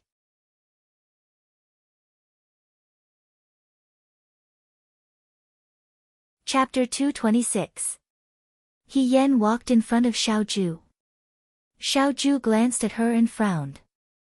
Why are you wearing such thin clothes? It's too hot. He Yan clenched his teeth and swallowed his blood. He cursed Qi Wu in his heart, but he still pretended as if nothing had happened. He fanned himself with his hand and said, I don't know why, but I keep feeling a little hot. Xiao Ju was about to take off her cloak, but He Yan quickly stopped her. There's really no need. If I feel cold, I'll go back and get another set of clothes. The reason why I'm wearing this is because it's too hot. Haven't you heard Lin Shuanghe talk about it? Sometimes people feel hot. If you wear too much, it won't dispel the stuffiness in your body. It's easy to get sick. She made up a story. Xiao Ju stared at her suspiciously. He Yan grabbed her arm. All right, don't worry about what I wear. Let's go to the East Market first. I'm afraid we'll miss out on some interesting places. In Shua capital, the markets were prosperous. They were divided into the East Market, West Market, South Market, and North Market. The most prosperous one was the East Market, which was near the city god temple. The East Market was divided into the December Market, the Lunar Market, the February Flower Market, the March Silkworm Market, the April Jean Market, the May Fan Market, the June Fragrance Market, the July Treasure Market, the August Osmanthus Market, the September Medicine Market, the October Wine Market, the November Plum Market, and the December Taofu Market. It was the end of November and the beginning of December. The plum market had already closed. There were only a few stalls selling piles of red plum blossoms. The Taofu market had already opened. Everywhere, there were stalls selling spring festival couplets. Everywhere they went, they would see people crowding around, cheering, clapping, and praising. It was very lively. Because it was almost the end of the year, the lantern market had also started to light up. The streets were brightly lit and filled with people. It was very festive. He Yan followed Xiao Ju to the entrance of the East Market. He could already feel the bustling crowd. It's too lively. She looked up at the colorful lanterns hanging above her head and couldn't help but exclaim. This is my first time visiting a night market. First time. Xiao Ju turned to look at her. He Yan nodded. That's right. In the past, I couldn't come to places with so many people, so as to avoid exposing myself. Every year, when the He family's younger generation went to the night market together, I was especially envious. When I was in Jiang City, I felt that Jiang City's night market was really fun. I didn't expect Shua City's night market to be so good. So beautiful. Her eyes were filled with excitement and joy. She had lived 2 lifetimes, but at this moment, she was as happy as a child. The night market was not a place that only the rich and powerful could come to. Ordinary people could come here to have fun, but this was the first time for this person. Many things that ordinary people took for granted were forbidden to her. The young man looked at the girl beside him with a gentle and tender gaze. The next moment, He Yan had already pulled his sleeve and squeezed in front of a candy man. Candy man! He Yan exclaimed happily. I still remember when I was young, I couldn't go to the night market. I craved it so much that I asked eldest aunt to get someone to buy one for me. I couldn't bear to eat it, so I put it in a pen holder.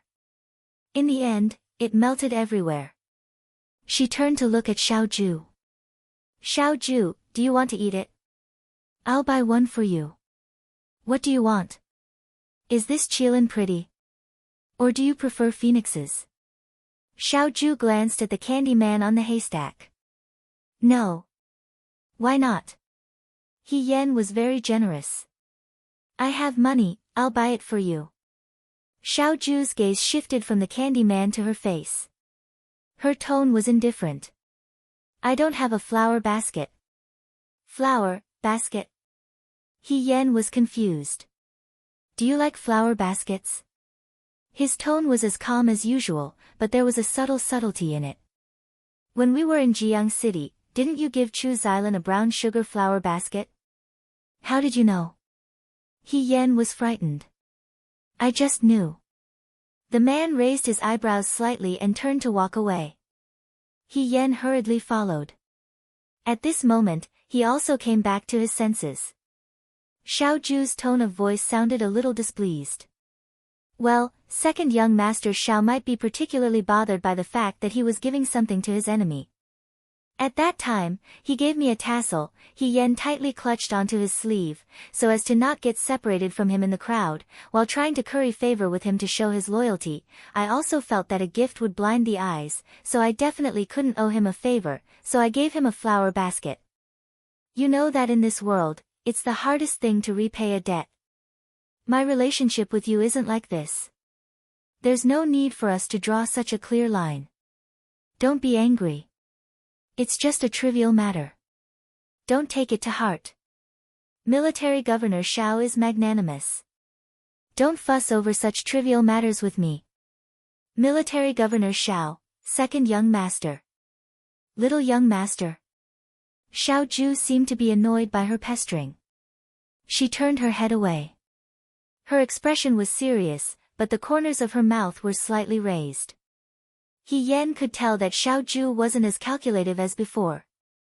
She turned her head and saw a stall selling plain noodles. She pulled him over.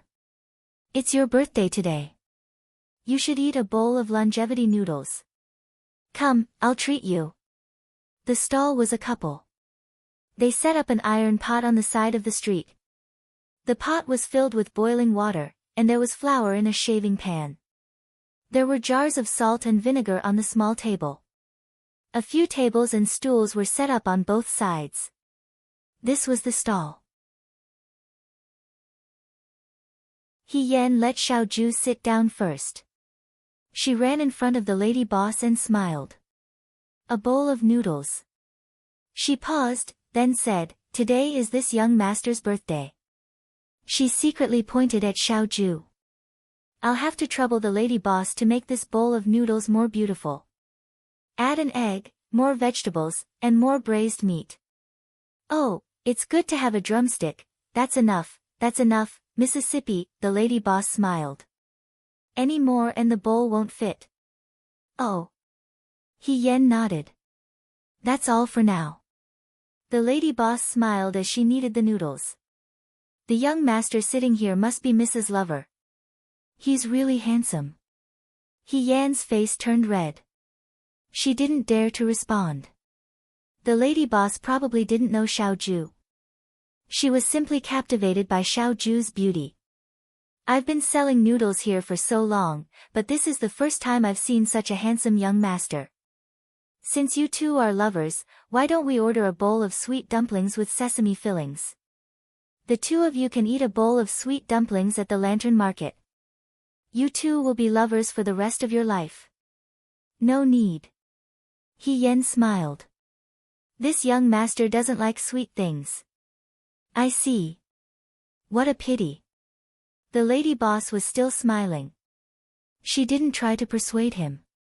He Yan was about to walk towards Xiao Ju, but after taking 2 steps, he turned back and said to the lady boss, I think I'd better have a bowl. The lady boss smiled sweetly. Okay.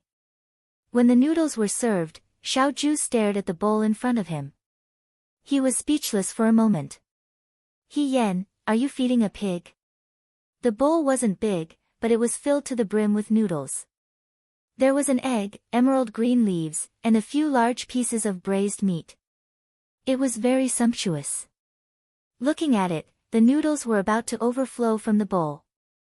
The other bowls were all filled with clear water. Only the bowl in front of Xiao Ju was different. Eat more. He Yan passed him a pair of chopsticks. Since it's your birthday, of course you can't just casually celebrate it. I specially asked the lady boss to put some noodles in for you. It's my treat. Don't be shy. Everyone's eyes fell on their table. This was the first time in Xiaoju's life that someone looked at him as if he was a rice bucket. However, the girl in front of him held her cheeks with her hands and smiled sincerely. After holding back for a moment, he finally resigned himself to his fate and picked up the longevity noodles in front of him. He Yan was very satisfied. Remember to eat it all. Xiaoju's chopsticks trembled. He tried his best to maintain a calm expression. At this time, the lady boss's lantern dumplings were served. The dumplings were round and there were exactly 9 of them. They were served in red porcelain bowls and were very pleasing to the eye. The lady boss didn't know if it was intentional or not, but she only gave her a spoon. He Yan lowered her head and scooped one into her mouth. The sesame filling was very sweet. It was very cold when they came out. However, the night market was bustling and crowded, so the cold was dispelled. At this moment, the hot soup in front of him was warm, the dumplings were sweet, and the person sitting opposite him was quietly eating noodles.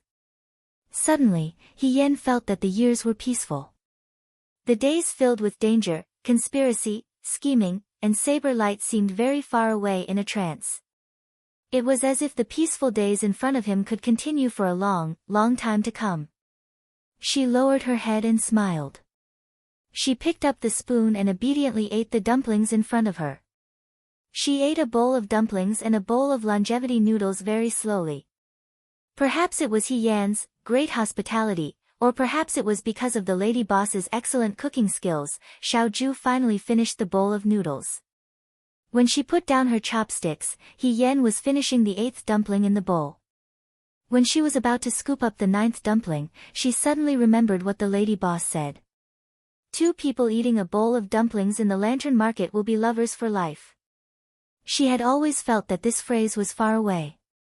However, she didn't know when she started to look forward to it. Xiaoju saw her hesitation and asked, "What's wrong?" He Yan gently pushed the red porcelain bowl to the center. He raised his head and looked into Xiaoju's eyes. He coughed softly. "Do you want to eat one too?" Xiaoju looked down at the bowl of soup with only 1 dumpling left. She didn't say anything. He Yan felt inexplicably guilty. He suddenly felt like he was a demon seducing a good girl. He added, "I remember that you don't like to eat sweet things anymore, forget it." Xiaoju smiled and didn't say anything. She took the bowl, picked up the spoon that He Yan used and ate the remaining dumpling. The lady boss was cleaning up the table next door. When she saw this, she smiled and said, "Okay, 2 people eating a bowl of dumplings. It's sweet and honeyed. It's a perfect match." He Yan was shocked. He subconsciously looked at Xiaoju. The young man's beautiful eyes were staring at her. It was as if he had seen through her secret thoughts. He Yan stood up and took out a few copper coins from his pocket. "Well, I've finished eating. Let's go." She ran away. After eating, they walked around the night market. Their bodies felt much warmer. He Yan and Xiaoju walked to a corner. They noticed that there were many people in front of them. He Yan casually asked a young man beside him, "Excuse me, what's going on in front?" The young man glanced at He Yan and said, "They're guessing lantern riddles. Today is the last day.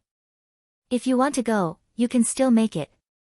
The more guesses you make, the more likely you are to win the most beautiful peacock lantern." Since they were here to visit the night market, they naturally wanted to join in the fun.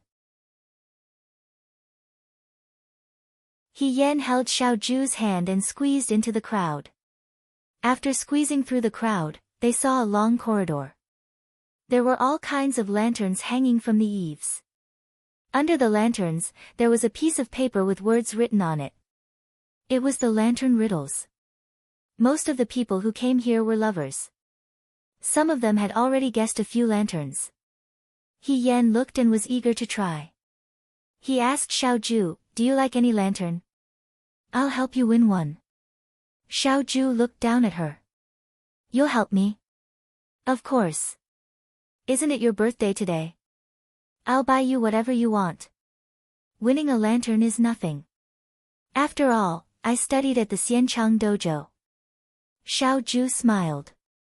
Just as she was about to speak, she suddenly heard someone call out to her from not far away. Xiao Huijin. He Yan turned his head to look and saw a pair of man and woman walking towards the two of them. It was actually Yan He and Xia Qingxiu. Today, both husband and wife were wearing goose yellow long gowns and skirts. At first glance, they looked very compatible. Yan He was still the same. He never looked at people in the eye. When he walked, his ponytail swung high.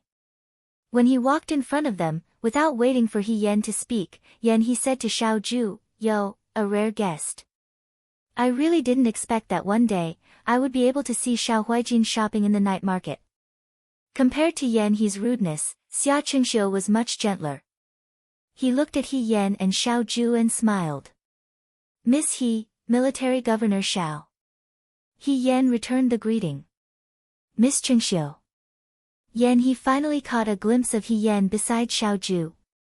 He sized up the two of them and revealed a disgusted expression. "Xiao Huijin, don't tell me you're here to accompany this brat, this guy to the night market."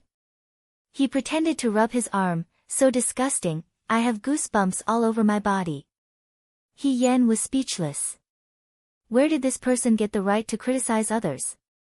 Didn't he accompany his wife to the night market? Xia Qingxiu pulled Yan He. Yan He said, "What's wrong?" "I didn't say anything wrong." "Sorry." Xia Qingxiu smiled at He Yan. "Nan Guang is like this. He's just joking. He doesn't mean any harm." "Miss He, are you here to guess riddles too?" He Yan nodded. "Yes. We happen to pass by here." "Generals Yan, are you here to guess riddles too?" "I'm not guessing." Yan He said, "I'm here to accompany Qingxiu." His gaze fell on Xiao Zhu. "Xiao Huijin, he's not guessing either. He's here to accompany me." He Yan quickly cut him off. Yan He was like a cockfight whenever he met Xiao Zhu. He had to compete to see who was better. If Xiao Zhu wanted to guess and aroused Yan He's competitive spirit, he wouldn't go to the night market tonight. He would just watch the two of them compete in riddles. He Yan decisively stopped him so that he could go to other places later. "Sure." Yan He crossed his arms and said, "Then hurry up and guess." He Yan and Xia Qingxiu looked at each other. Xia Qingxiu smiled and took a piece of paper from the lantern in front of them. He Yan followed her movements and looked at the lantern beside him. The riddle was written very simply. Every mountain has the meaning of yearning. He Yan knew all the words, but he didn't know what they meant when they were connected. Xia Qingxiu had already taken the piece of paper and read it aloud, "The meaning of parting with my husband." She thought for a while and looked at the shop owner. "This is Bin. Miss, you have good eyesight." The craftsman who made the lantern smiled and gave Xia Qingxiu a wooden sign with a red stroke. It seemed that 10 strokes could be exchanged for one of the lanterns here. He Yan took a deep breath and felt that the lantern riddle he had chosen was not right. It would be better to change to a simpler one. As he thought about it, he walked to a lantern shaped like a lotus and picked up the note hanging below. "Never winter and never summer." He Yan was speechless. "What is this?" She glanced sideways at Xiao Zhu. Xiao Zhu was standing not far away and looking at her calmly. He Yan didn't want to embarrass herself. She coughed lightly and walked to another spot. Lost Pavilion in Fog, Moon Maze Crossing. He Yan was confused. She was about to cry. Just now, she had praised herself and said that she had studied in the Virtuous Prosperity School. Now, she felt that it was better if she hadn't studied at all. What are these things? She could recognize the words, but she couldn't understand why they were put together. She looked at the girls who were guessing like fish in water. He Yan felt a headache coming on. She felt that even if she had encountered the most difficult battle, it would not be as difficult as this. She held the piece of paper in front of her and didn't know what to do. Suddenly, a voice came from behind her. "Didn't you want to give me a lantern?" Xiao Zhu had walked over and stood behind her. He Yan said, yes, for a while and didn't say anything else. He smiled. It seems that your poetry hasn't improved after all these years. Everyone has their own specialties. He Yan braced herself. I can't multitask. He seemed to chuckle, and the hot air he exhaled fell on He Yan's neck, tickling it. On the other side, Xia Qingxiu had finished guessing 10 riddles in the blink of an eye. The craftsman drew 10 ink characters on her wooden tablet and exchanged it for a jade rabbit lantern. He Yan held the lantern in his arms and said proudly to He Yan, why haven't you guessed it yet? Don't tell me you haven't studied before. Xiao Huijin. He held Xia Qingxiu with one hand and even provoked Xiao Zhu. The wife you found is not as good as my wife. Was Yan he crazy? He Yan was speechless. He thought that since he couldn't beat Xiao Zhu in other aspects, he might as well compare with his wife, right? Who didn't have their strengths and weaknesses? How could he be so shallow? She was scolding He Yan in her heart when Xiao Zhu suddenly whispered in her ear, don't worry about him. Then, he stood behind her and picked up the paper riddles in front of He Yan. Xiao Zhu was very tall. When he took the paper from behind, he had to bend over slightly. From the eyes of others, it looked like he was holding He Yan in his arms. He Yan could almost feel the warmth from his back touching his chest. His ears turned red and he forgot to look at the note in front of him. Xiao Zhu had already opened his mouth and said, both places are vast and boundless. Ah! He Yan was stunned. The craftsman smiled and came over with a wooden tray. You guessed right. Xiao Huijin, you're cheating. Yan he said angrily, how can you help her guess? What does it have to do with you? He Yan couldn't take it anymore and replied, if you don't want to, you can help me guess. Who wants to help you guess? Yan he flung his sleeves. Let's go, I get annoyed when I see them. He pulled Xia Qingxiu's hand and walked away. At this moment, He Yan finally had time to focus on the riddles in front of her. She pulled the paper and read the words on it. Xiao Zhu said the answer behind her. Since ancient times, too much love leads to regret. The heart is full of sorrow. Every 10, enter the top 3. Base.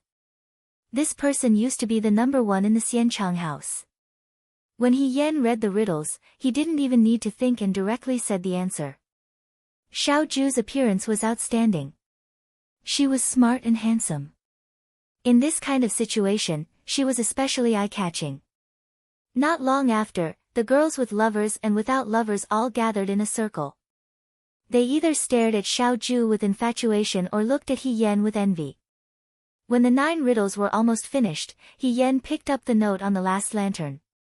2 trees not in the forest, the field has a heart. After she finished reading, she didn't wait for Xiao Zhu to speak and said, I know this, it's yearning. The craftsman laughed. Miss, you have a pure heart. He Yan blushed at this praise. She only guessed 1 out of 10 riddles. She really didn't deserve this praise. The one with a pure heart was the one behind her. The craftsman finished the last stroke on her wooden tablet and said to He Yan, Miss, go and pick a lantern you like.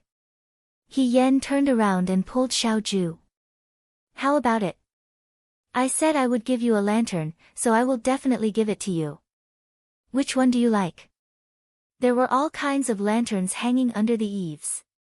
It was a dazzling array. He Yan pointed at a double fish-shaped lantern. This double fish lantern is quite nice. Do you like this one? Or this gourd lantern is also not bad, this lantern has a picture of a horse riding. From the beginning to the end, Xiao Zhu only smiled faintly and let her be. He Yan saw a green gauze lantern on the side. It had a picture of a mountain and a pavilion. As the person walked, the light changed and the waterfall seemed to flow. It was very strange. This mountain and river lantern was among the other lanterns. At first glance, it looked inconspicuous, but in fact, there was a universe inside.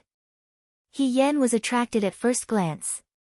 He thought that if he gave this lantern to Xiao Ju, it wouldn't be embarrassing. He said to the craftsman, I want this one. The craftsman was busy handing out wooden tablets to another pair of lovers. When he heard this, he said, Miss, you can take it yourself. He Yan said to Xiao Ju, wait, I will take the lantern for you. She walked to the mountain and river lantern. Just as she was about to take it down, she heard a familiar voice not far away. There is a lantern riddle up ahead. Do you want to take a look? Then, a woman's voice sounded. Okay, I can buy one later and hang it in the courtyard. He Yan turned his head to look and saw a man and woman walking over a few steps in front of him. The man was handsome and elegant, and the woman was beautiful and charming. It was Su Zhiheng and He Xining. Su Zhiheng was holding He Xining's hand. The maidservant behind He Xining was holding a large pile of trinkets in her arms. They were probably rouge, face powder, and the like that she had casually bought in the night market. On the surface, the two of them looked like a perfect couple. Su Zhiheng smiled dotingly, and when he spoke, it was like a gentle breeze and drizzling rain. He Yan looked at them in a daze. She didn't know if she was mocking him or not. She originally thought that Su Zhiheng would only accompany He Wanru to the night market. Now, it seemed that as long as it wasn't her, he could accompany anyone. Miss? The craftsman saw her standing there in a daze and called out to her curiously. He Yan turned his head and was shocked. He subconsciously looked at Xiao Ju. He was also standing under the lantern. His figure was handsome, and his gaze was calm to the point of indifference.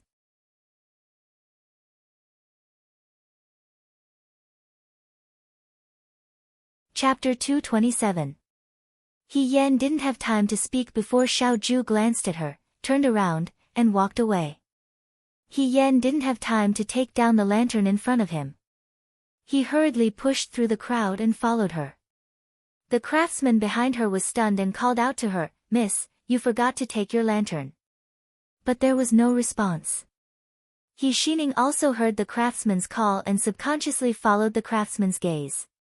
She saw a familiar figure hurriedly leaving. He Yan was startled. This figure looked exactly like Marquis Wuan, whom she had met at Yuhua Temple. She didn't know why, but she had only met He Yan once, but he left a deep impression on her. Su Zhiheng, who was beside her, asked her, what's wrong? Nothing. He Xining returned to her senses, let's look at the lanterns. She was a little anxious. Ever since she married Su Zhiheng, whenever he had time, Su Zhiheng would accompany her to the night market. Recently, Su Zhiheng had been busy with official business and hadn't come over for 2 months. Yesterday, when she returned to the Su family, Su Zhiheng unexpectedly asked to accompany her for a while. If it was in the past, He Xining would have been very happy. But now, walking beside Su Zhiheng, she didn't feel happy. Instead, she felt a little nervous. Her mother's illness, the assassin that night, and the military book hidden under her dead sister's bedpost. Every one of these was enough to make people suspicious. But she couldn't do anything. She had to pretend that she didn't know anything. She stared at the colorful lanterns in front of her, but her mind was filled with thoughts of the figure who had hurriedly left just now. He Yan grabbed Xiao Ju's sleeve with difficulty and said, walk slowly. There are so many people here. If we get separated, it'll take a long time to find you. I was stepped on several times just now. He only walked forward and didn't look back, but his footsteps slowed down a little. Amidst the bustling crowd, He Yan used all the strength he could muster to grab onto Xiao Ju's sleeve, almost tearing it apart. Finally, they made it out of the crowd, to a place along the river. Xiao Ju. He Yan stared at her and asked, are you angry? Xiao Ju did not say anything. He tilted his head so He Yan couldn't see his expression clearly, so she stood on her tiptoes to get a closer look. However, Xiao Ju blocked him with her arm and pushed He Yan away. Are you really angry? He Yan said, I was just. He Yan, Xiao Ju interrupted her.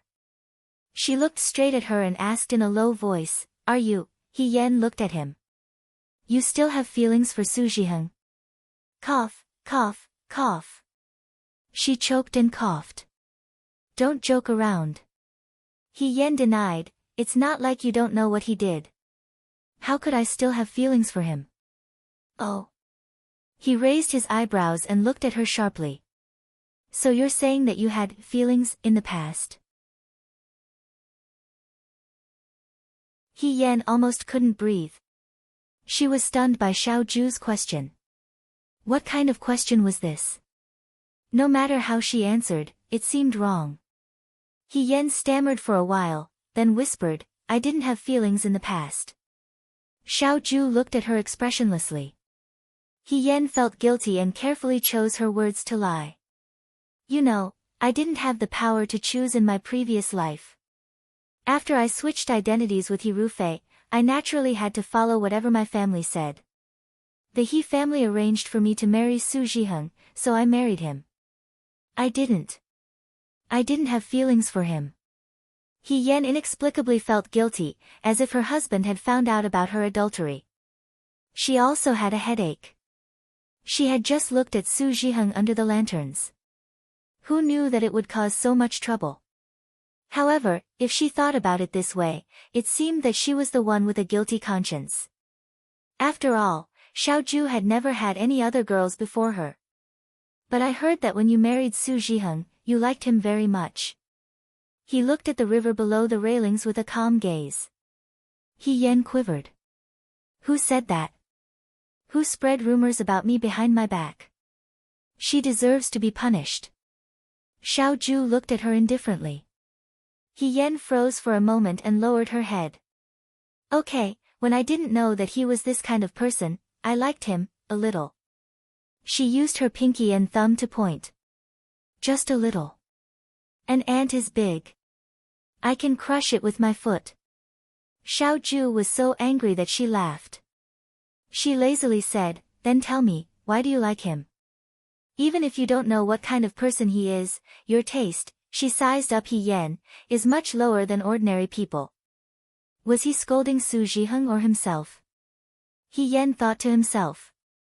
Normally, he didn't think that when the young master was angry, it was really hard to coax him. Why did he ask such an embarrassing question? It was tantamount to taking a knife and dismembering someone. However, the person in front of her was staring at her. His beautiful eyes were full of scrutiny. He Yan sighed. At that time, I just thought that this person was very good. Xiao Zhu smiled mockingly. Do you remember that time when you secretly gave me a rabbit during the Eastern Mountain Hunt? He Yan asked. Yes. In order to make the emperor happy, the teachers in the Xian Chang dojo put in all their effort to compete. They set a rule that if they didn't catch any prey, they couldn't eat and had to starve for an entire day. Now that He Yan thought about it, she still felt indignant. The person who set this rule was simply sick. Even prisoners on death row were given a full meal. Just because they didn't catch any prey, they made such an inhumane punishment. Although you gave me a rabbit that day, I let it go. I didn't catch any prey. If it was summer, it would be fine. However, the feeling of starving on a snowy day was really unbearable. When the hunt was over, He Yan looked at the youths around her who were returning from a rewarding journey in 2s and 3s. Her heart was extremely uncomfortable. That was when she met Su Zhiheng. At that time, Su Zhiheng was only a 15-16-year-old youth. He was dressed in black and looked handsome and gentle. He Yan walked to the place where she put her bundle with an empty stomach. The snow on the ground was very deep. She went to the hunting ground in the morning and didn't come out until the sky was dark. She was really weak. She didn't pay attention to a piece of shirt buried in the snow. She accidentally kicked it and fell. Half of her body fell into the snow and she didn't get up for a long time. Just as she was flopping around in the snow, she suddenly heard a voice in front of her, "Are you okay?" He Yan raised his head and saw a young man in green robes. This youth looked unfamiliar. He shouldn't be a student of the Xianchang Gymnasium. However, today's hunt in the mountain was also attended by students from other gymnasiums. She guessed that he was a student from another gymnasium. He Yen was still in a daze. That youth actually smiled. He directly reached out and grabbed her hand, saying, "Let me help you." He pulled her up from the snow. She was still wearing the mask on her face. The mask was cold, but the youth's hand was very warm. "My name is Su Jiheng. Brother, are you a member of the Xianchang Gymnasium?" He Yen randomly nodded her head. "I heard that the rules of the Xianchang Gymnasium are very strict. If you don't catch any prey today, you'll have to starve." Su Jiheng looked at her empty hands. "It's a pity that I didn't go hunting. Otherwise, I could give you one of the prey." In the Xianchang Gymnasium, she could be considered a loner. She didn't have many friends. Because of her mask, other people also felt that she was quite unsociable. They were too lazy to approach her. This was the first time they met such a warm-hearted person. For a moment, she didn't know what to say. "Are you going over there to get your bundle?" Su Jiheng asked. "How about I help you? You can't even walk." He Yen was about to say that there was no need, but as soon as she lifted her foot, she felt a severe pain in her ankle. It seemed that she had just twisted it. Thinking of this, she slightly nodded her head towards the youth and blushed. "Thank you very much." She then pointed at the red bundle. "That's mine." Su Jiheng then turned around and went to the high platform to help He Yen get her bundle. After he retrieved the bundle, he handed it to He Yen. He then supported her all the way to the carriage where the students of the Xianchang Gymnasium were sitting before leaving. At that time, He Yen looked at Su Jiheng's back and felt that this youth was really warm and considerate. When she returned to the Xianchang Gymnasium, sure enough, she didn't have anything to eat that day.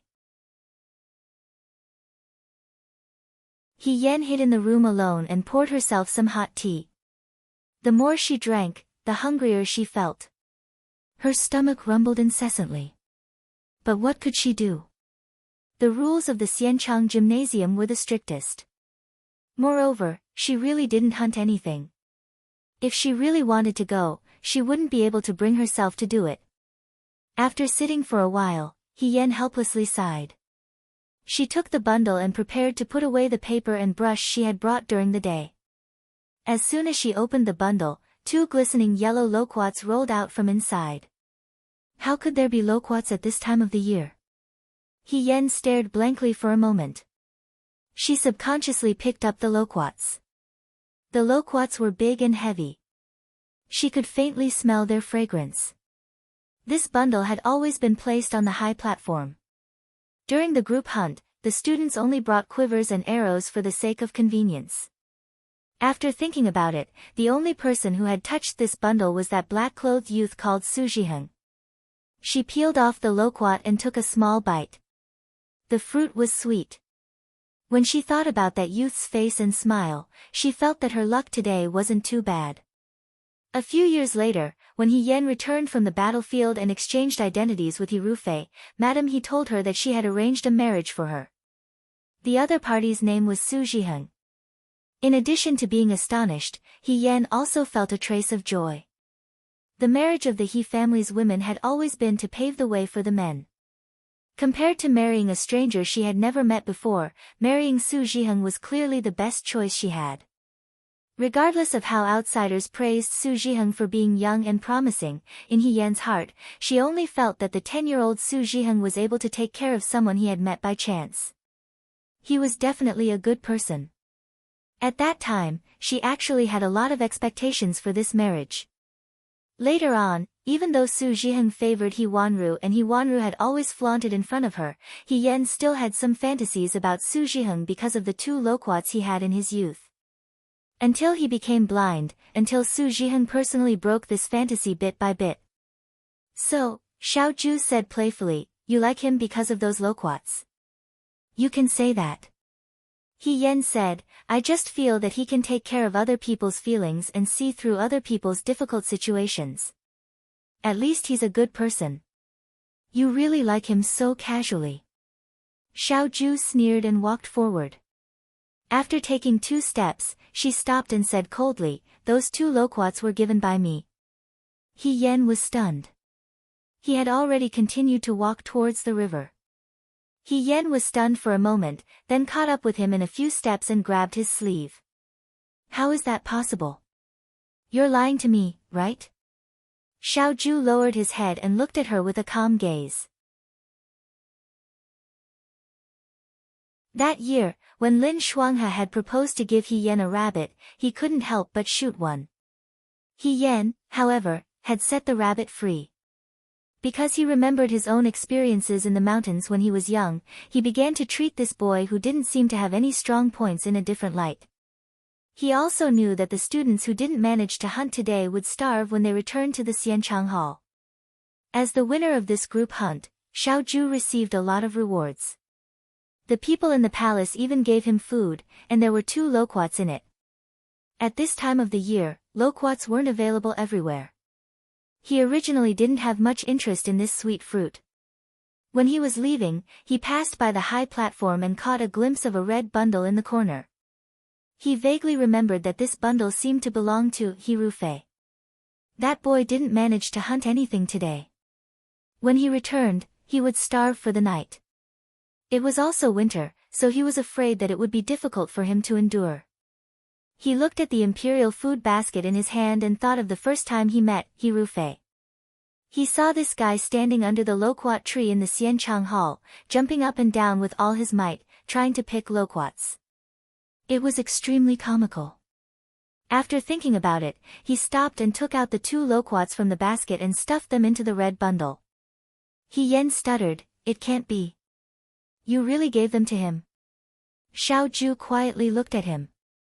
He Yen thought to himself, this is the end. This is like Xiaoju doing something good, but Su Zhiheng intercepted it.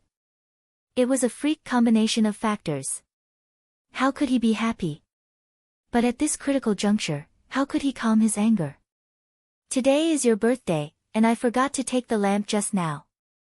What do you want as a congratulatory gift? She awkwardly changed the topic. Then, she caught a glimpse of someone selling tanghulu on the opposite side of the street. She said, "Wait here." She rushed over and bought a tanghulu. Then, she ran back and handed it to Xiaoju. "Here." Xiaoju turned his head.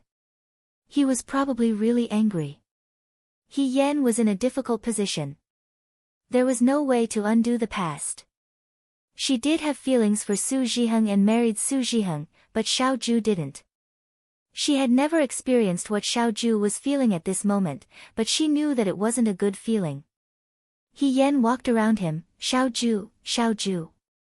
Xiaoju avoided her gaze and only looked at the flowing river under the railings. She didn't know when it started snowing, but the snowflakes fell on her body. He Yen finally felt cold when she was far away from the crowd in the night market. She suddenly remembered what Qing Mei said to her before she left.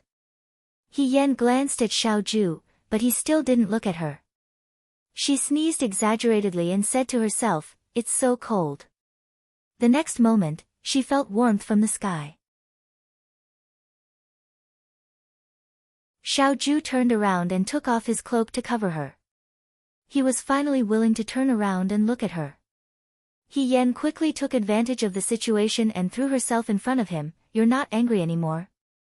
Xiaoju helped her tie the rope in front of the cloak, but he still didn't look at her. Xiaoju's cloak was very big, almost covering He Yan's entire body. He Yan was afraid that Xiaoju would be cold, so he leaned very close to Xiaoju. Just like that night when he was drunk, he was almost sticking to him. She looked up and teased Xiaoju, "Commander Xiao, I'm sorry. I shouldn't have mistaken you for someone else. Today is your birthday. Don't be angry. Smile.